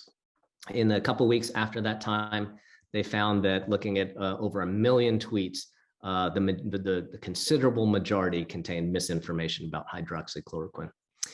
This is a study from early 2020 that's also looking at anti-vaccine groups online in places like Facebook, basically looking at a network analysis showing that the anti-vaccine groups are far more prevalent and proliferative than sites that are giving reliable information about vaccine, and the interaction between neutral groups is far greater for the anti-vaccine groups. So based on those three studies, I really make the argument that in the medical world, we are potentially really losing the war on misinformation. It's out there. It tends to be much more influential than a lot of times what we're trying to tell our patients. Now, why is this? Misinformation is not a new phenomenon. We certainly historically have been used to seeing misinformation. There was actually a time when I subscribed to the Weekly World News and read about space aliens. That was sort of a fun diversion. I would argue, though, that one thing that's different in today's world is that that information is no longer just sequestered in the grocery store line. It's sort of out there everywhere. And it's in a space, in an online space, where it's really no longer apparent the way it was when I was a kid about what's reliable information and what's not. And so why is misinformation so abundant? I would argue that it's abundant because it is profitable. It's profitable both from a financial standpoint as well as from a political standpoint. And so during the pandemic, we've certainly, I think, now come to realize that a good amount of information, misinformation rather, and particularly much of what we've seen on social media might not even be coming from people. It might be coming from Russian trolls or Macedonian troll farms and bots, which are these automated programs that just disseminate information. Some speculative research early on suggesting that nearly half of accounts tweeting about the coronavirus might be coming from bots. That's actually been a debated finding, but nonetheless something we heard about in 2020. And so I think we all understand that misinformation is ubiquitous. So I want to make the point that it's out there because it is being used by people to capture our attention, to potentially manipulate our beliefs for their own personal profit. And it's really done in a way that exploits the cognitive machinery of our belief. So this again is why mistrust and misinformation exist in this dynamic related fashion. All right, I want to spend the remaining time talking about mitigation. And again, with some certain degree of emphasis on the medical profession and what we can do. So thinking back to this model of mistrust being related to misinformation, before we really try to correct beliefs or educate people, we have to think about the trust component. We have to think, how can we earn the public's trust? How can we gain it back when it's been lost? And in part, the way we need to do that is by engagement and collaboration. So we cannot put the cart of trust before the horse of trustworthiness, as it were. And if we're talking about institutions of authority, whether we're talking about hospitals or organizations like the CDC, I think we have to give a lot more thought about really being honest, but also being transparent. If, for example, the CDC early on said don't wear masks because what they were really worried about is making sure there were enough N95 masks for healthcare workers because that's really who needed the most, then probably would have been better to have said that up front rather than to have just said masks aren't effective and then 6 months later say, oh no, masks are effective and then everyone should be wearing them. So I think that kind of transparency is important. And I think engagement is important. And this gets back to what I said about the ivory tower idea. We need to make sure that the public is given a seat at the table, as it were, or has an entryway into the building, whatever metaphor you want to use. And I think we need to be having discussions with the general public in terms of institutions of authority. I think those are very, very important strategies to nurture trust. When we talk about one-to-one interactions, then the good news is that that by and large, patients do tend to trust their doctors. Of course, if they don't, then they go find another doctor. But echoing again what Dr. O'Connor said, I think it's very useful when we talk to our patients on a one-to-one basis to ask them things like, where do you get your information? How do you decide what to trust or not trust when you encounter it? And how do you decide what you believe or not believe? All right, so beyond the trust factor, we can then move on and talk about education. What can we do to educate? How can we counter misinformation? How can we promote analytical thinking? This was a review published in JAMA in 2019. Some helpful information here, some of it more evidence-based than others. But one of the points I do want to make, and I'm certainly not blaming misinformation whole scale on the internet or social media or that kind of thing. That said, I do think that that's an important part of the problem. And that means that if we are fighting a war on misinformation, it means that institutions of authority have to be out there in that space. And so this is one of the reasons why I'm on places like a Twitter or Facebook and why I have a blog and that sort of thing. So I think that's important for those of us in the medical profession to be out there in that space. I want to also mention that the most evidence-based intervention against belief information is what's called inoculation strategies or pre-bunking instead of debunking. And all this really means is getting to misinformation before it takes root. It's far more easy to dissuade people from believing stuff that they hear, misinformation that they hear, if you've told them about it first. So saying, hey, you might hear something about how ivermectin is a great treatment. Well, it's not, and here's the studies, versus trying to change people's minds after that's already set in. And I think we've started to see evidence of this on a public health level, more inoculation efforts, more pre-bunking, which ironically mirrors the whole vaccine discussion. And finally, I'll end the talk by just talking a little bit about this idea of reducing information, reducing misinformation. What should we do as a society? What should we do as social media companies? What should governments be doing? This is, I think, a very difficult topic to navigate in terms of what would be the most evidence-based thing. Nonetheless, we have seen efforts over the past couple of years where back in 2019, YouTube really changed the way that its recommendation algorithm works so that conspiracy theory videos didn't pop up quite so easily. In 2020, we saw a very similar move by Twitter where they removed thousands of QAnon accounts. Facebook did the same, and some of those efforts continued even more strongly after the Capitol insurrection. And the difficulty here, of course, is that we do live in a society where we value free speech, and I think most of us think the idea that all that misinformation out there is a great thing. But so we have to sort of figure out ways to balance the limiting of misinformation with censorship or not really allowing free speech. And I'm sure we will be hearing lots more discussions about that in years to come. And that's where I will end my talk. So thank you. Wonderful. Joe, thank you so much for a great presentation. And I especially appreciated your mitigation strategies as well. I couldn't help but notice the slide that you had of the physician and the patient. Both were of the same race. And I'm wondering, you know, if that was by design or the role racial concordance plays in helping to establish that trust, which is so important in this. So any thoughts? Yeah, I made that slide. I've been giving some version of this lecture for a couple of years now. So I made that slide a while back. It was definitely a deliberate search online to find that image. I think I was trying to make a number of different points. Certainly in my hospital, we did recognize early on in the pandemic that minority groups were more mistrustful of vaccines and whatnot. And so we actually did do some outreach and at times using people of color on our staff to see if they would be willing to go out into the communities. So yeah, so there was some, and the point isn't just about race, it's about this idea of we tend to trust people who we think have our same interests and backgrounds in mind. And that's one of the reasons I think diversity initiatives are very important in medicine.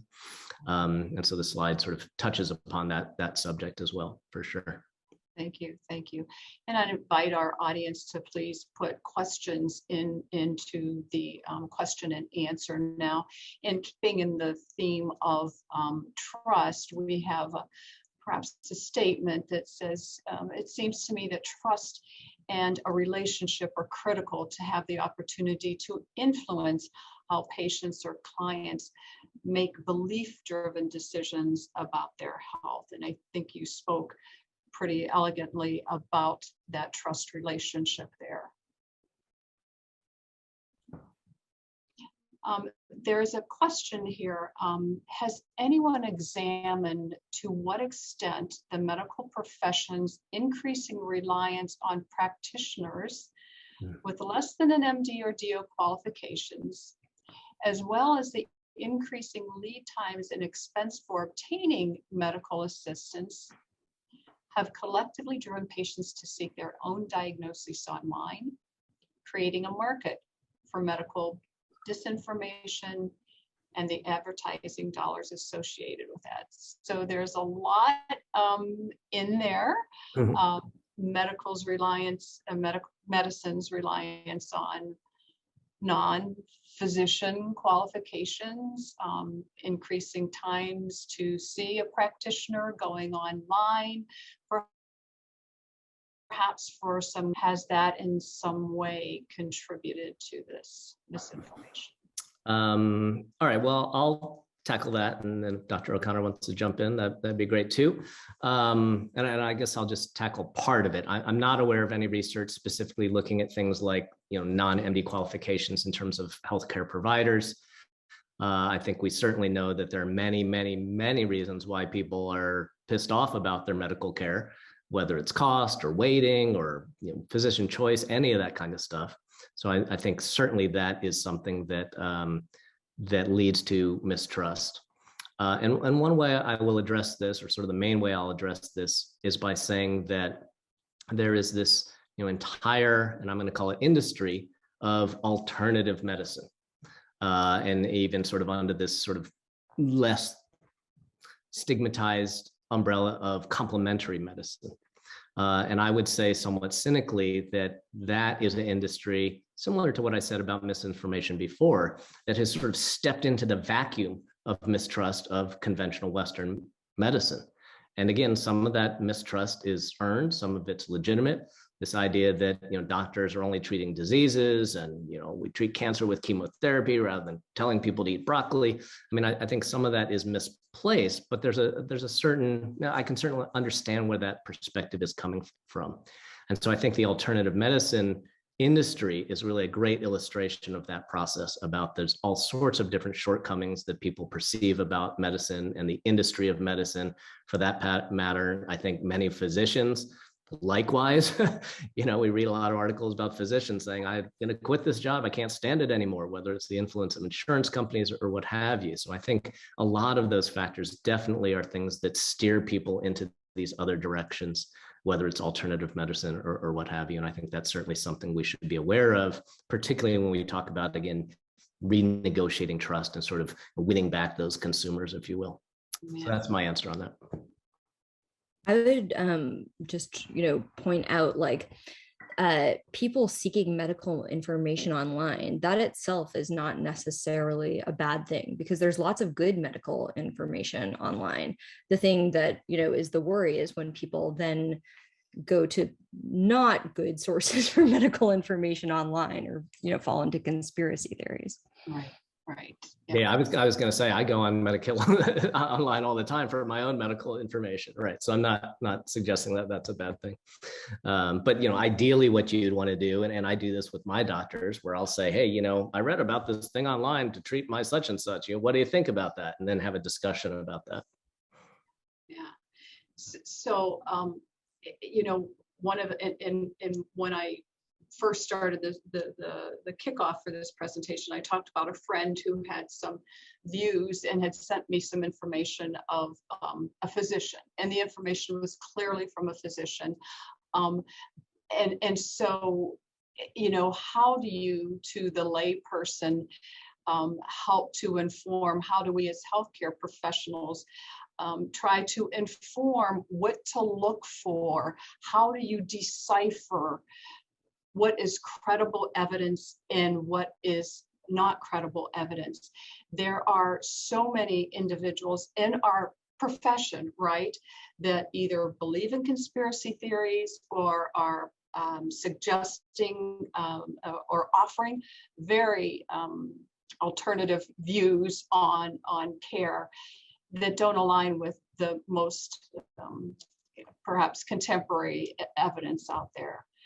How do we deal with that? That when it's in our own profession that we have such divergent views and we have conspiracy theories? I appreciate any thoughts. I mean, I would say this is an issue that's not, not just part of the medical community. It's a general issue that if you're someone who doesn't work in an area of research, it's just incredibly difficult to tell the difference between a real expert and an expert, right? Someone who's who looks like a credentialed expert in certain ways, but then is saying things that aren't true and that are heterodox, right? And you see this happen in science all the time. So I mentioned all these examples of industry influence. A very common technique is to get someone who's like a real physicist and is willing to deny climate change and then tell everyone like, this is Dr. So-and-so, part of the National Academy, blah, blah, blah. They don't think climate change is real. And they look just like the other experts to members of the public, right? So one thing that I really try to emphasize for people is looking at consensus as much as possible. Where is the medical consensus? So of course, in some cases, there won't be one, but in most cases, there tends to be one. And consensus is formed in a scientific community via debate, discussion, the production of many, many pieces of research, evidence, papers. Usually that's the best thing to trust rather than any individual expert. Yeah. And I sometimes wonder about our clinicians and our providers. Establishing trust takes a little bit of time, right? And I wonder how, right now, when it clearly, Joe, you showed the results of where trust is, not only in medicine, but in religion and others. So we have to establish trust and we have to counter misinformation. And you have to do that in 15 minutes that you have to see a patient at the same time. So it does put our practitioners, I think, in a very difficult situation. I'd like to expand on something that was mentioned, and it's the philosophy of science. And if we can talk a little bit more about that, what does that mean? How do we explain what the philosophy of science is? How do we communicate that more broadly? Yeah, I guess that's something I mentioned and something I think about a lot. So I'll say a couple different things. I mean, I think, if I was the king of the world or whatever, I really would want to rebuild science education from the ground up.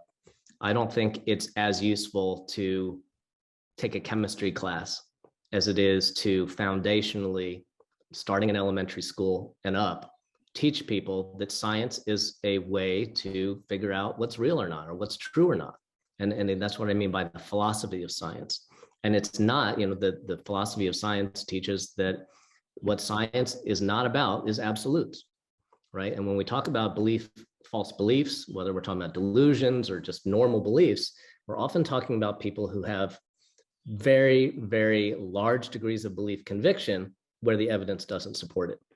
And so that's why I'm saying there's a sort of a shortcoming of science, because we might say, well, I think if I'm going to be evidence-based about it, yeah, 80% of studies support this, right? But people hear that and they say, oh, well, that means 20% don't, and therefore my motivated reasoning means I can just believe those 20%, right? Just like the thing about the wine. I mean, that's obviously fake news, right? About the wine. I mean, I'm pretty sure my one glass, right? That kind of thing. Right. And so my fantasy is, yes, we really need to teach people about what science is. And this idea that science says, like, that's not what science is, right? It's about having beliefs based on evidence, preponderance of the evidence, expressing beliefs in terms of probabilistic terms, rather than the sort of all or none kind of thinking, which is the more intuitive way that we believe. And so I'd like to see that change. Now, I will say, and I've given lectures to, what are they called? Sort of science education groups across the country that are actually doing this on a elementary school, high school level, even beyond school, going out into communities, teaching people about science, trying to sort of make it more sexy and appealing. So I think that kind of stuff is good. There's a wonderful college course taught at the University of Washington called Calling Bolt, but it's taught by professors there that teaches college kids how to do data reasoning, how to sift through information that they encounter online, whether it's a medical study or a news article they read, and decide, like, should I pay attention to this or not? And I think that's wonderful, except we should design that course starting at first grade and then build that up, right? I mean, my kid's already on the internet, with the cell phone, and we need to teach people how to navigate that information online. Yeah. What a great idea and a great approach. Do your kids call you out on the bull too in that phrase? Not yet, but I suspect in the next year, probably I'll start hearing that. Yeah. So a question from the audience. Do you feel that the enormous amount of information that's coming out or is available has led people to almost shutting down on looking at information, and thus taking the path of least resistance? Do you feel COVID that preprints, the articles prior to peer review, have helped or led to more issues with conspiracy? I think this is really interesting because if you look at one very typical disinformation strategy, so this is something, for example, that various Russian agencies do a lot, is just to bombard people with conflicting and confusing information to sort of overwhelm their information processing systems, right? You know, we kind of think of disinformation as like someone's goal, which is to get us to believe something or not believe something. But often it just involves throwing like wrenches in the gears of our ability to process good information. So I can't answer that with respect to like any particular thing, but we do know that that's an effective way to stop people from being able to develop good beliefs. And I'll just say a little something about COVID preprints. One thing that's really struck me since the beginning of the pandemic is that, there's been this real speeding up of the communication of discovery. So from the moment of discovery to the moment of many people having heard about it, that's often happening very quickly with COVID because there's this huge pressure to get information out there, pressure on scientists, and then also on journalists, and then a huge amount of information on social media. And we've seen again and again, dozens of cases of papers that have come out that have been publicized, spread really widely, and then it turned out they were wrong. And then people kind of try to say, turns out they were wrong, but the information's already out there. And I think that's actually been a really big problem with false belief about things related to COVID. I mean, an early example was this paper looking at the death rate in Santa Clara County, California. And it just had an error in the original preprint that miscalculated the kind of upper end of the death rate. But that error was propagated through Wall Street Journal, a bunch of popular news sites, and it wasn't ever fixed after the original authors fixed their preprint. So yeah, that you get the picture. Absolutely, absolutely. So once the horse is out of the barn, it's hard to bring him back in, isn't it? Yeah, very, very difficult. An interesting question from the group too. Cailin, you talked a lot about the social influences overall, and there are obviously many. A question about talking about some of the origins of the most recent false beliefs as it relates to COVID in particular, where medical experts and practitioners themselves really have quite different views, where really there isn't any, at least obvious, industry interests here that are driving towards masking or vaccine or whatever. Where do you think the origins for this misinformation comes from? Yeah, I mean, it's a complex topic and it sort of depends on which subcategory we're talking about. Vaccine hesitancy is not a new phenomenon. That's been a problem ever since the first vaccine was offered, what was it, a century ago. Some of that has to do with fear of technologies, some of it has to do with legitimate, cases of people who've had side effects, right? And so it depends. The mask thing is a little trickier to understand. I think that touches upon other things. One thing that neither of us mentioned in our talks, which I think is very important around this topic, is that I think the evidence fairly clearly at the moment shows a bias about so-called anti-science beliefs that are segregated in terms of political ideology. That's a whole lecture in and of itself, so I don't want to go too deeply into that. But some of these, I decide I want to believe this, are based on my ideological identity, whether that's as a Republican or a conservative or a liberal or that kind of thing. And I think that stuff is very predictive of belief.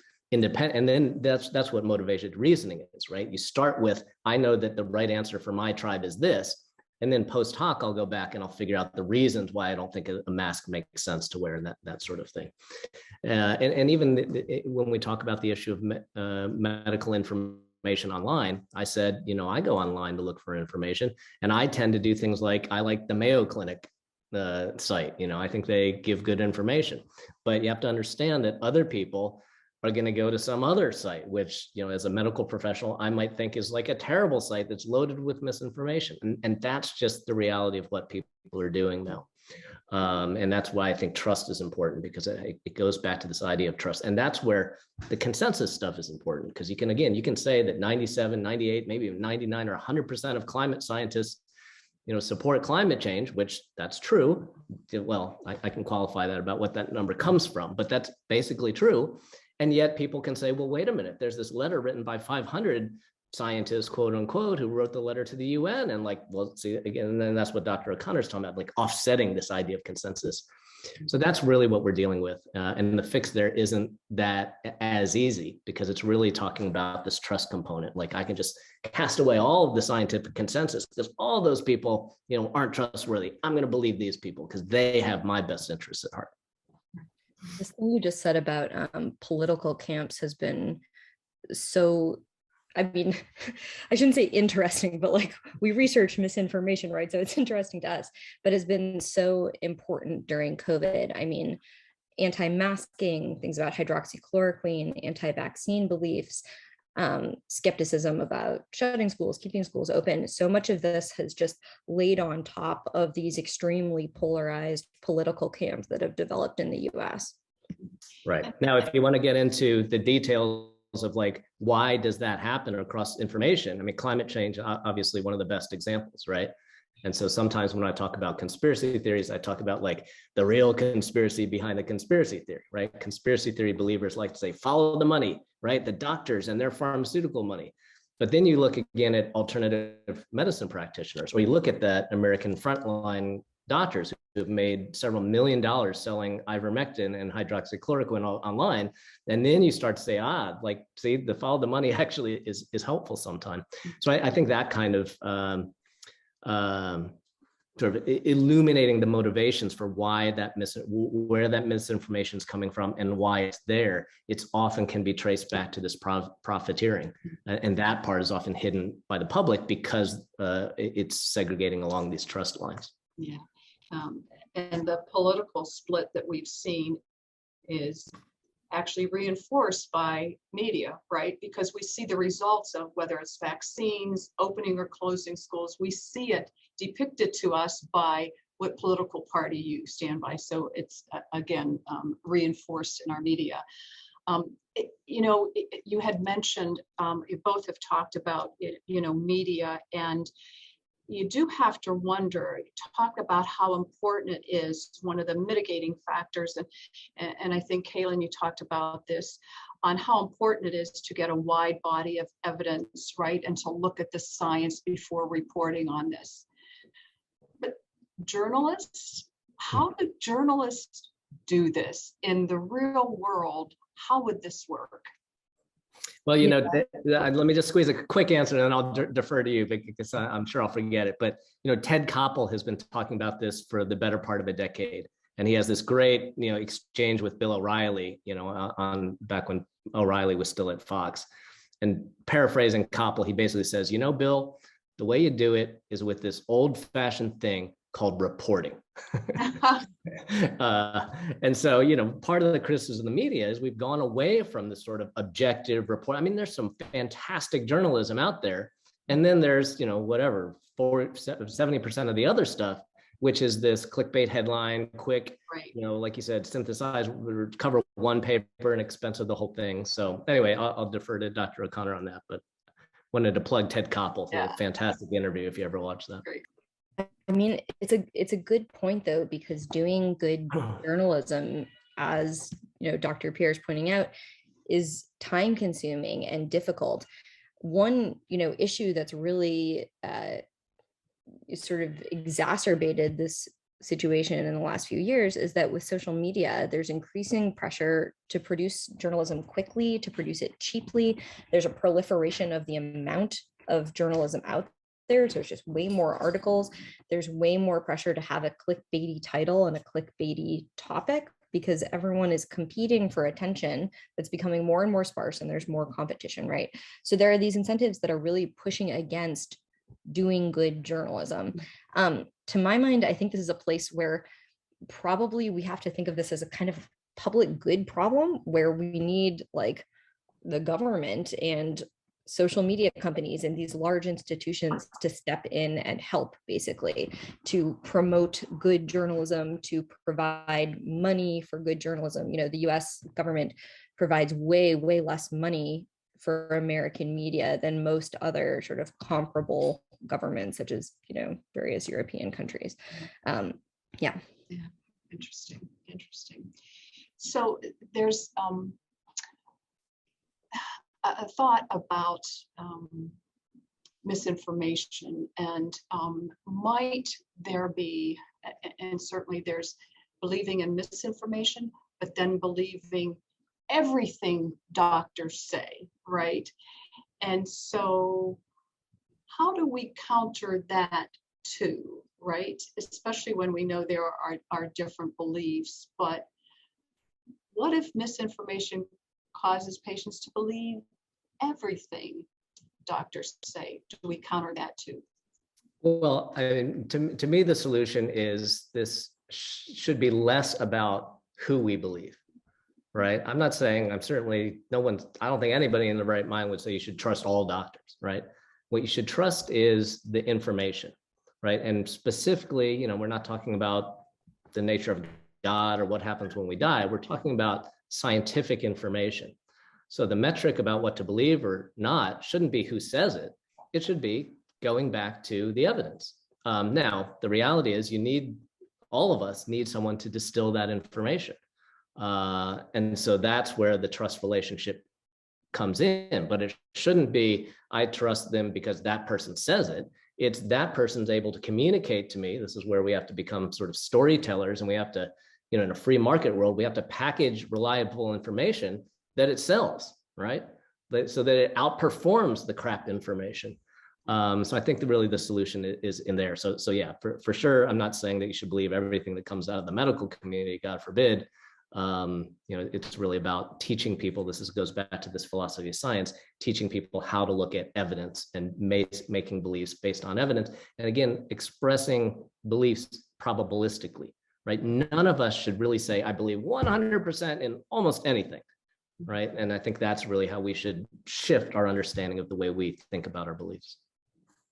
I think it's important to recognize too that you're never going to get it right every time. The sort of inherent thing we're all trying to learn to do. So we face this situation all the time. Someone gives you a piece of information or a claim. Do you believe it or don't you?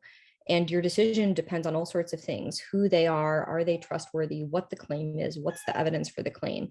But that's a really hard problem to solve. And we all have to depend on heuristics. And something like trust doctors is a heuristic that most of the time is a pretty good one, right?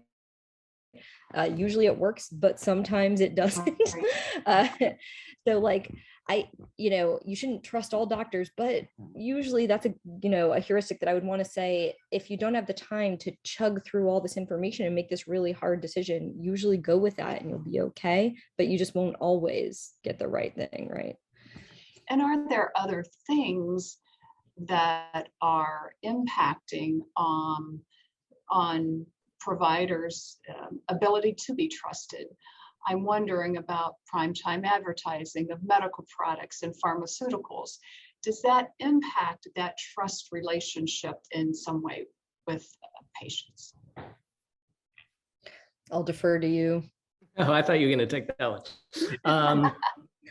Look, it's tough. If you want to be sort of conspiratorially minded, advertisers have been exploiting psychology for decades, centuries. Think about all cars, anything we buy, we're being sold. And it's a relatively recent innovation where that has sort of intruded on things like pharmaceuticals, right? So I guess what I'm saying is that's not a new phenomenon. Believing that Coke is better than Pepsi. That's just part of advertising and capitalism that's been part of our lives forever. So does that contribute to erosion of trust? Well, kinda, except that the reality is sort of the opposite, that we have faith in our brands because this very process that exploits our cognitive vulnerabilities has been going on forever. So, you know, I guess I'm just saying it's complicated. Now, personally, do I think direct-to-consumer advertising is a great idea? No, I don't. Because there was a time when we didn't have prescription medications that were direct-to-consumer advertising, and we were reliant upon our physicians to prescribe. But yeah, so that has changed. There's a great question in here, I think, from one of our audience members. It says, it seems that we are in a moment of rejecting all expertise. Can either of you say something about why expertise itself is in doubt, and how do we rehabilitate the concept of expertise? I mean, I can say something about the first thing. You know, I think we've talked a good amount already about things like people not having a good understanding of how science works, and this leading to mistrust, and then certain justified reasons to mistrust medicine. I mean, you know, unethical clinical trials in the past, things like this. But I think we also should talk about the fact that there are cynical actors who, for various reasons, are trying to stop the US public from trusting elites, including doctors and other scientists, right? Not to make this, you know, sort of politically polarizing, but most of those forces are right-wing forces who have vested political interests in creating a kind of anti-elitism. I think that that's, you know, one of the most powerful forces, like promoting a mistrust in expertise in our country. And that when we think about trying to promote a trust in experts, we have to think about how we fight those forces. Yeah, I would just echo that. I would say that for sure, some of the, you know, the guy named Tom Nichols wrote this book called The Death of Expertise. And that for sure has been a deliberate strategy. And I did see this other question about, does one political party have a monopoly on misinformation? You know, clearly the answer is no. Even with conspiracy theories, you know, the so-called left or liberals have been believe in various conspiracy theories that align with their motivated reasoning. So yes, this idea of the death of the expertise is really a deliberate political strategy. And even beyond the left-right distinction, we see it played out in populism, right? Populism is this political movement that has swept the world, not just here in the US with Trump, and, you know, Bernie Sanders could be called a populist as well. This has been going on across the planet for decades now. And the heart of populism is this idea that that elites, you know, shouldn't be trusted. And that elites and experts shouldn't be trusted, and it's about the common person. And so to me, we have to understand that that's happening on this worldwide level. And again, this is why I say the solution is we have to stop being elitist as institutions of authority. We have to invite people in the door. You know, I've done these similar talks, not just to an audience of, you know, 500 physicians, but to the general public, where we, you know, talk about some of these issues. And I think that's an important direction to move forward. Yeah. Can I respond a little bit? So as a philosopher of science, I hear a lot of responses along these lines, like it's incumbent on scientists and doctors to make their institutions more trustworthy. And I do think that it is, and that it's important to do that. But I also think it's, you know, in some ways it's blaming the victim sometimes, to be like, scientists, you got to be more trustworthy. This is all your fault. When in fact, the mistrust in science, I think, is mostly coming from a different place.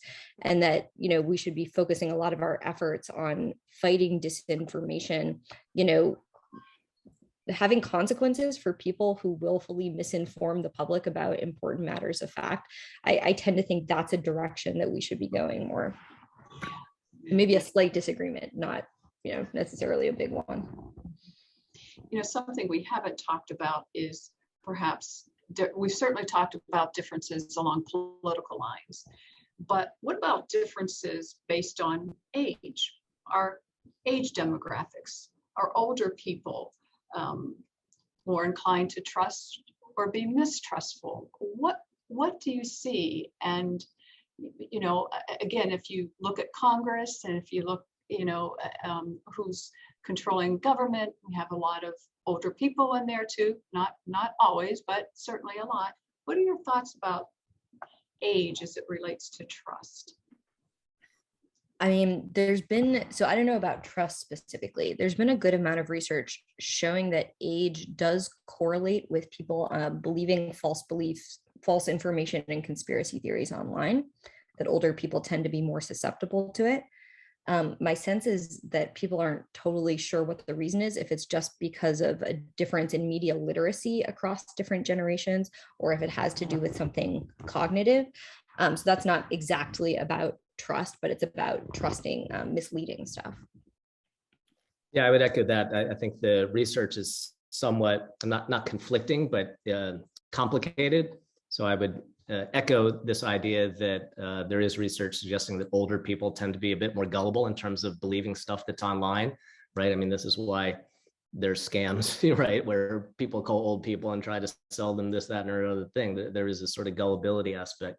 In general, though, if we talk about trust of institutions, then young people tend to be more mistrustful, as you might expect, right? I mean, that's sort of a feature of adolescence.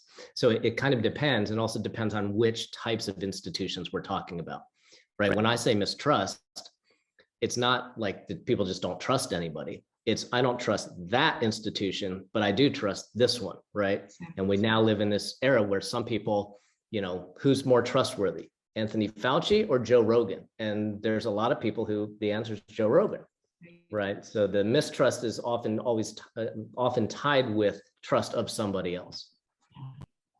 Thank you.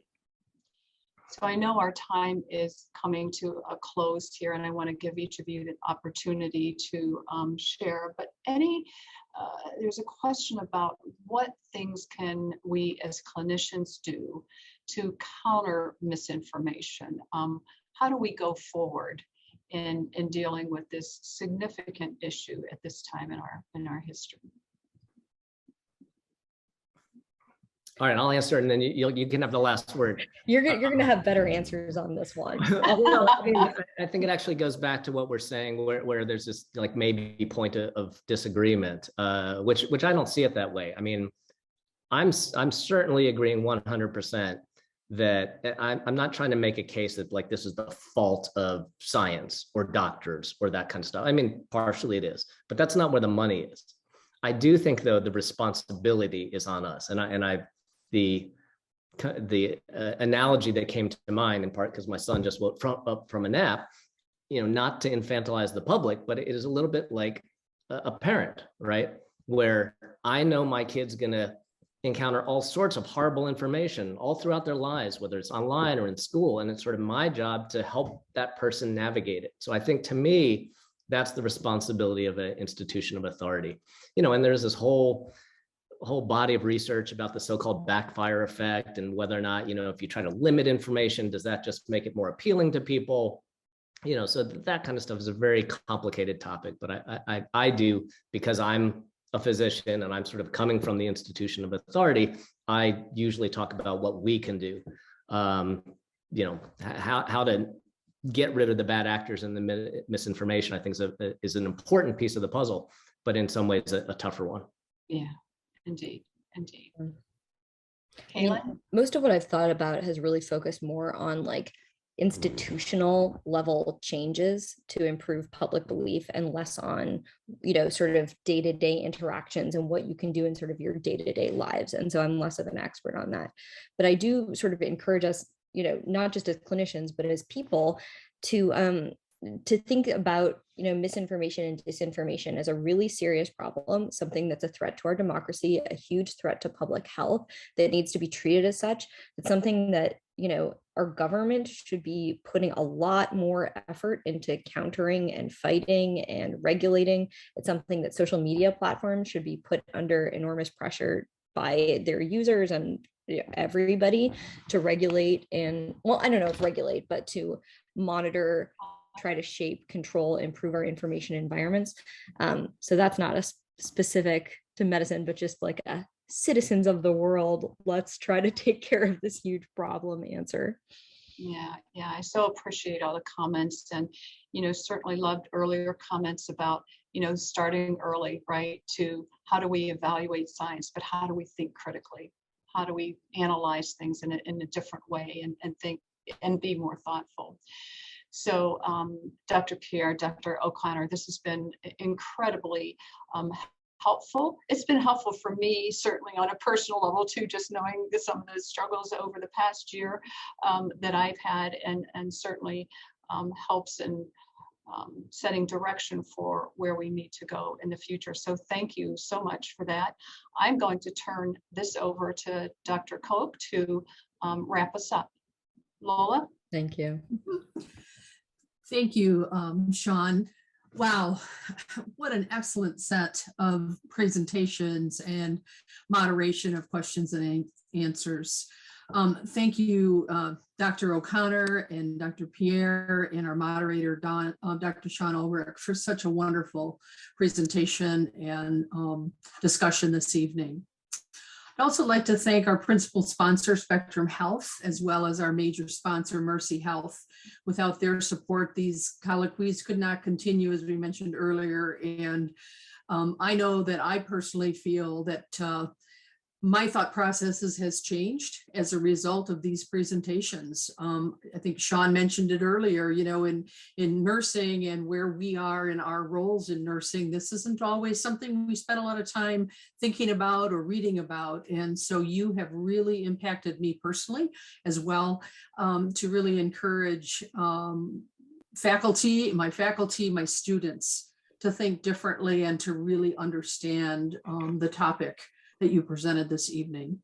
So thank you for that. I think you've made a major impact here in anyone participating here in Southwest Michigan this morning, or this evening, I should say. So just to wrap up, if you are a nurse or social worker, to obtain your CEUs, you will receive an email from us with an evaluation. You need to complete that evaluation, and then you will receive your certificate for your continuing education units. For those of you that are looking for continuing medical education, of course, it's a bit more complicated. It's based, of course, on Zoom data and your full participation in the colloquy this evening. So please go to the website. Again, it was in the chat, but gvsu.edu/colloquy/welcome. You must respond, or make sure you not respond, but you need to make sure you register within that 12-hour period after this event. And then an evaluation must also be completed for CMEs. And if you have questions, on the website is an email to connect with. So again, also many thanks to our participants this evening for great questions and for attending. So with that, I'll close. Everyone have a wonderful, wonderful rest of your evening, and thank you for attending. Good night.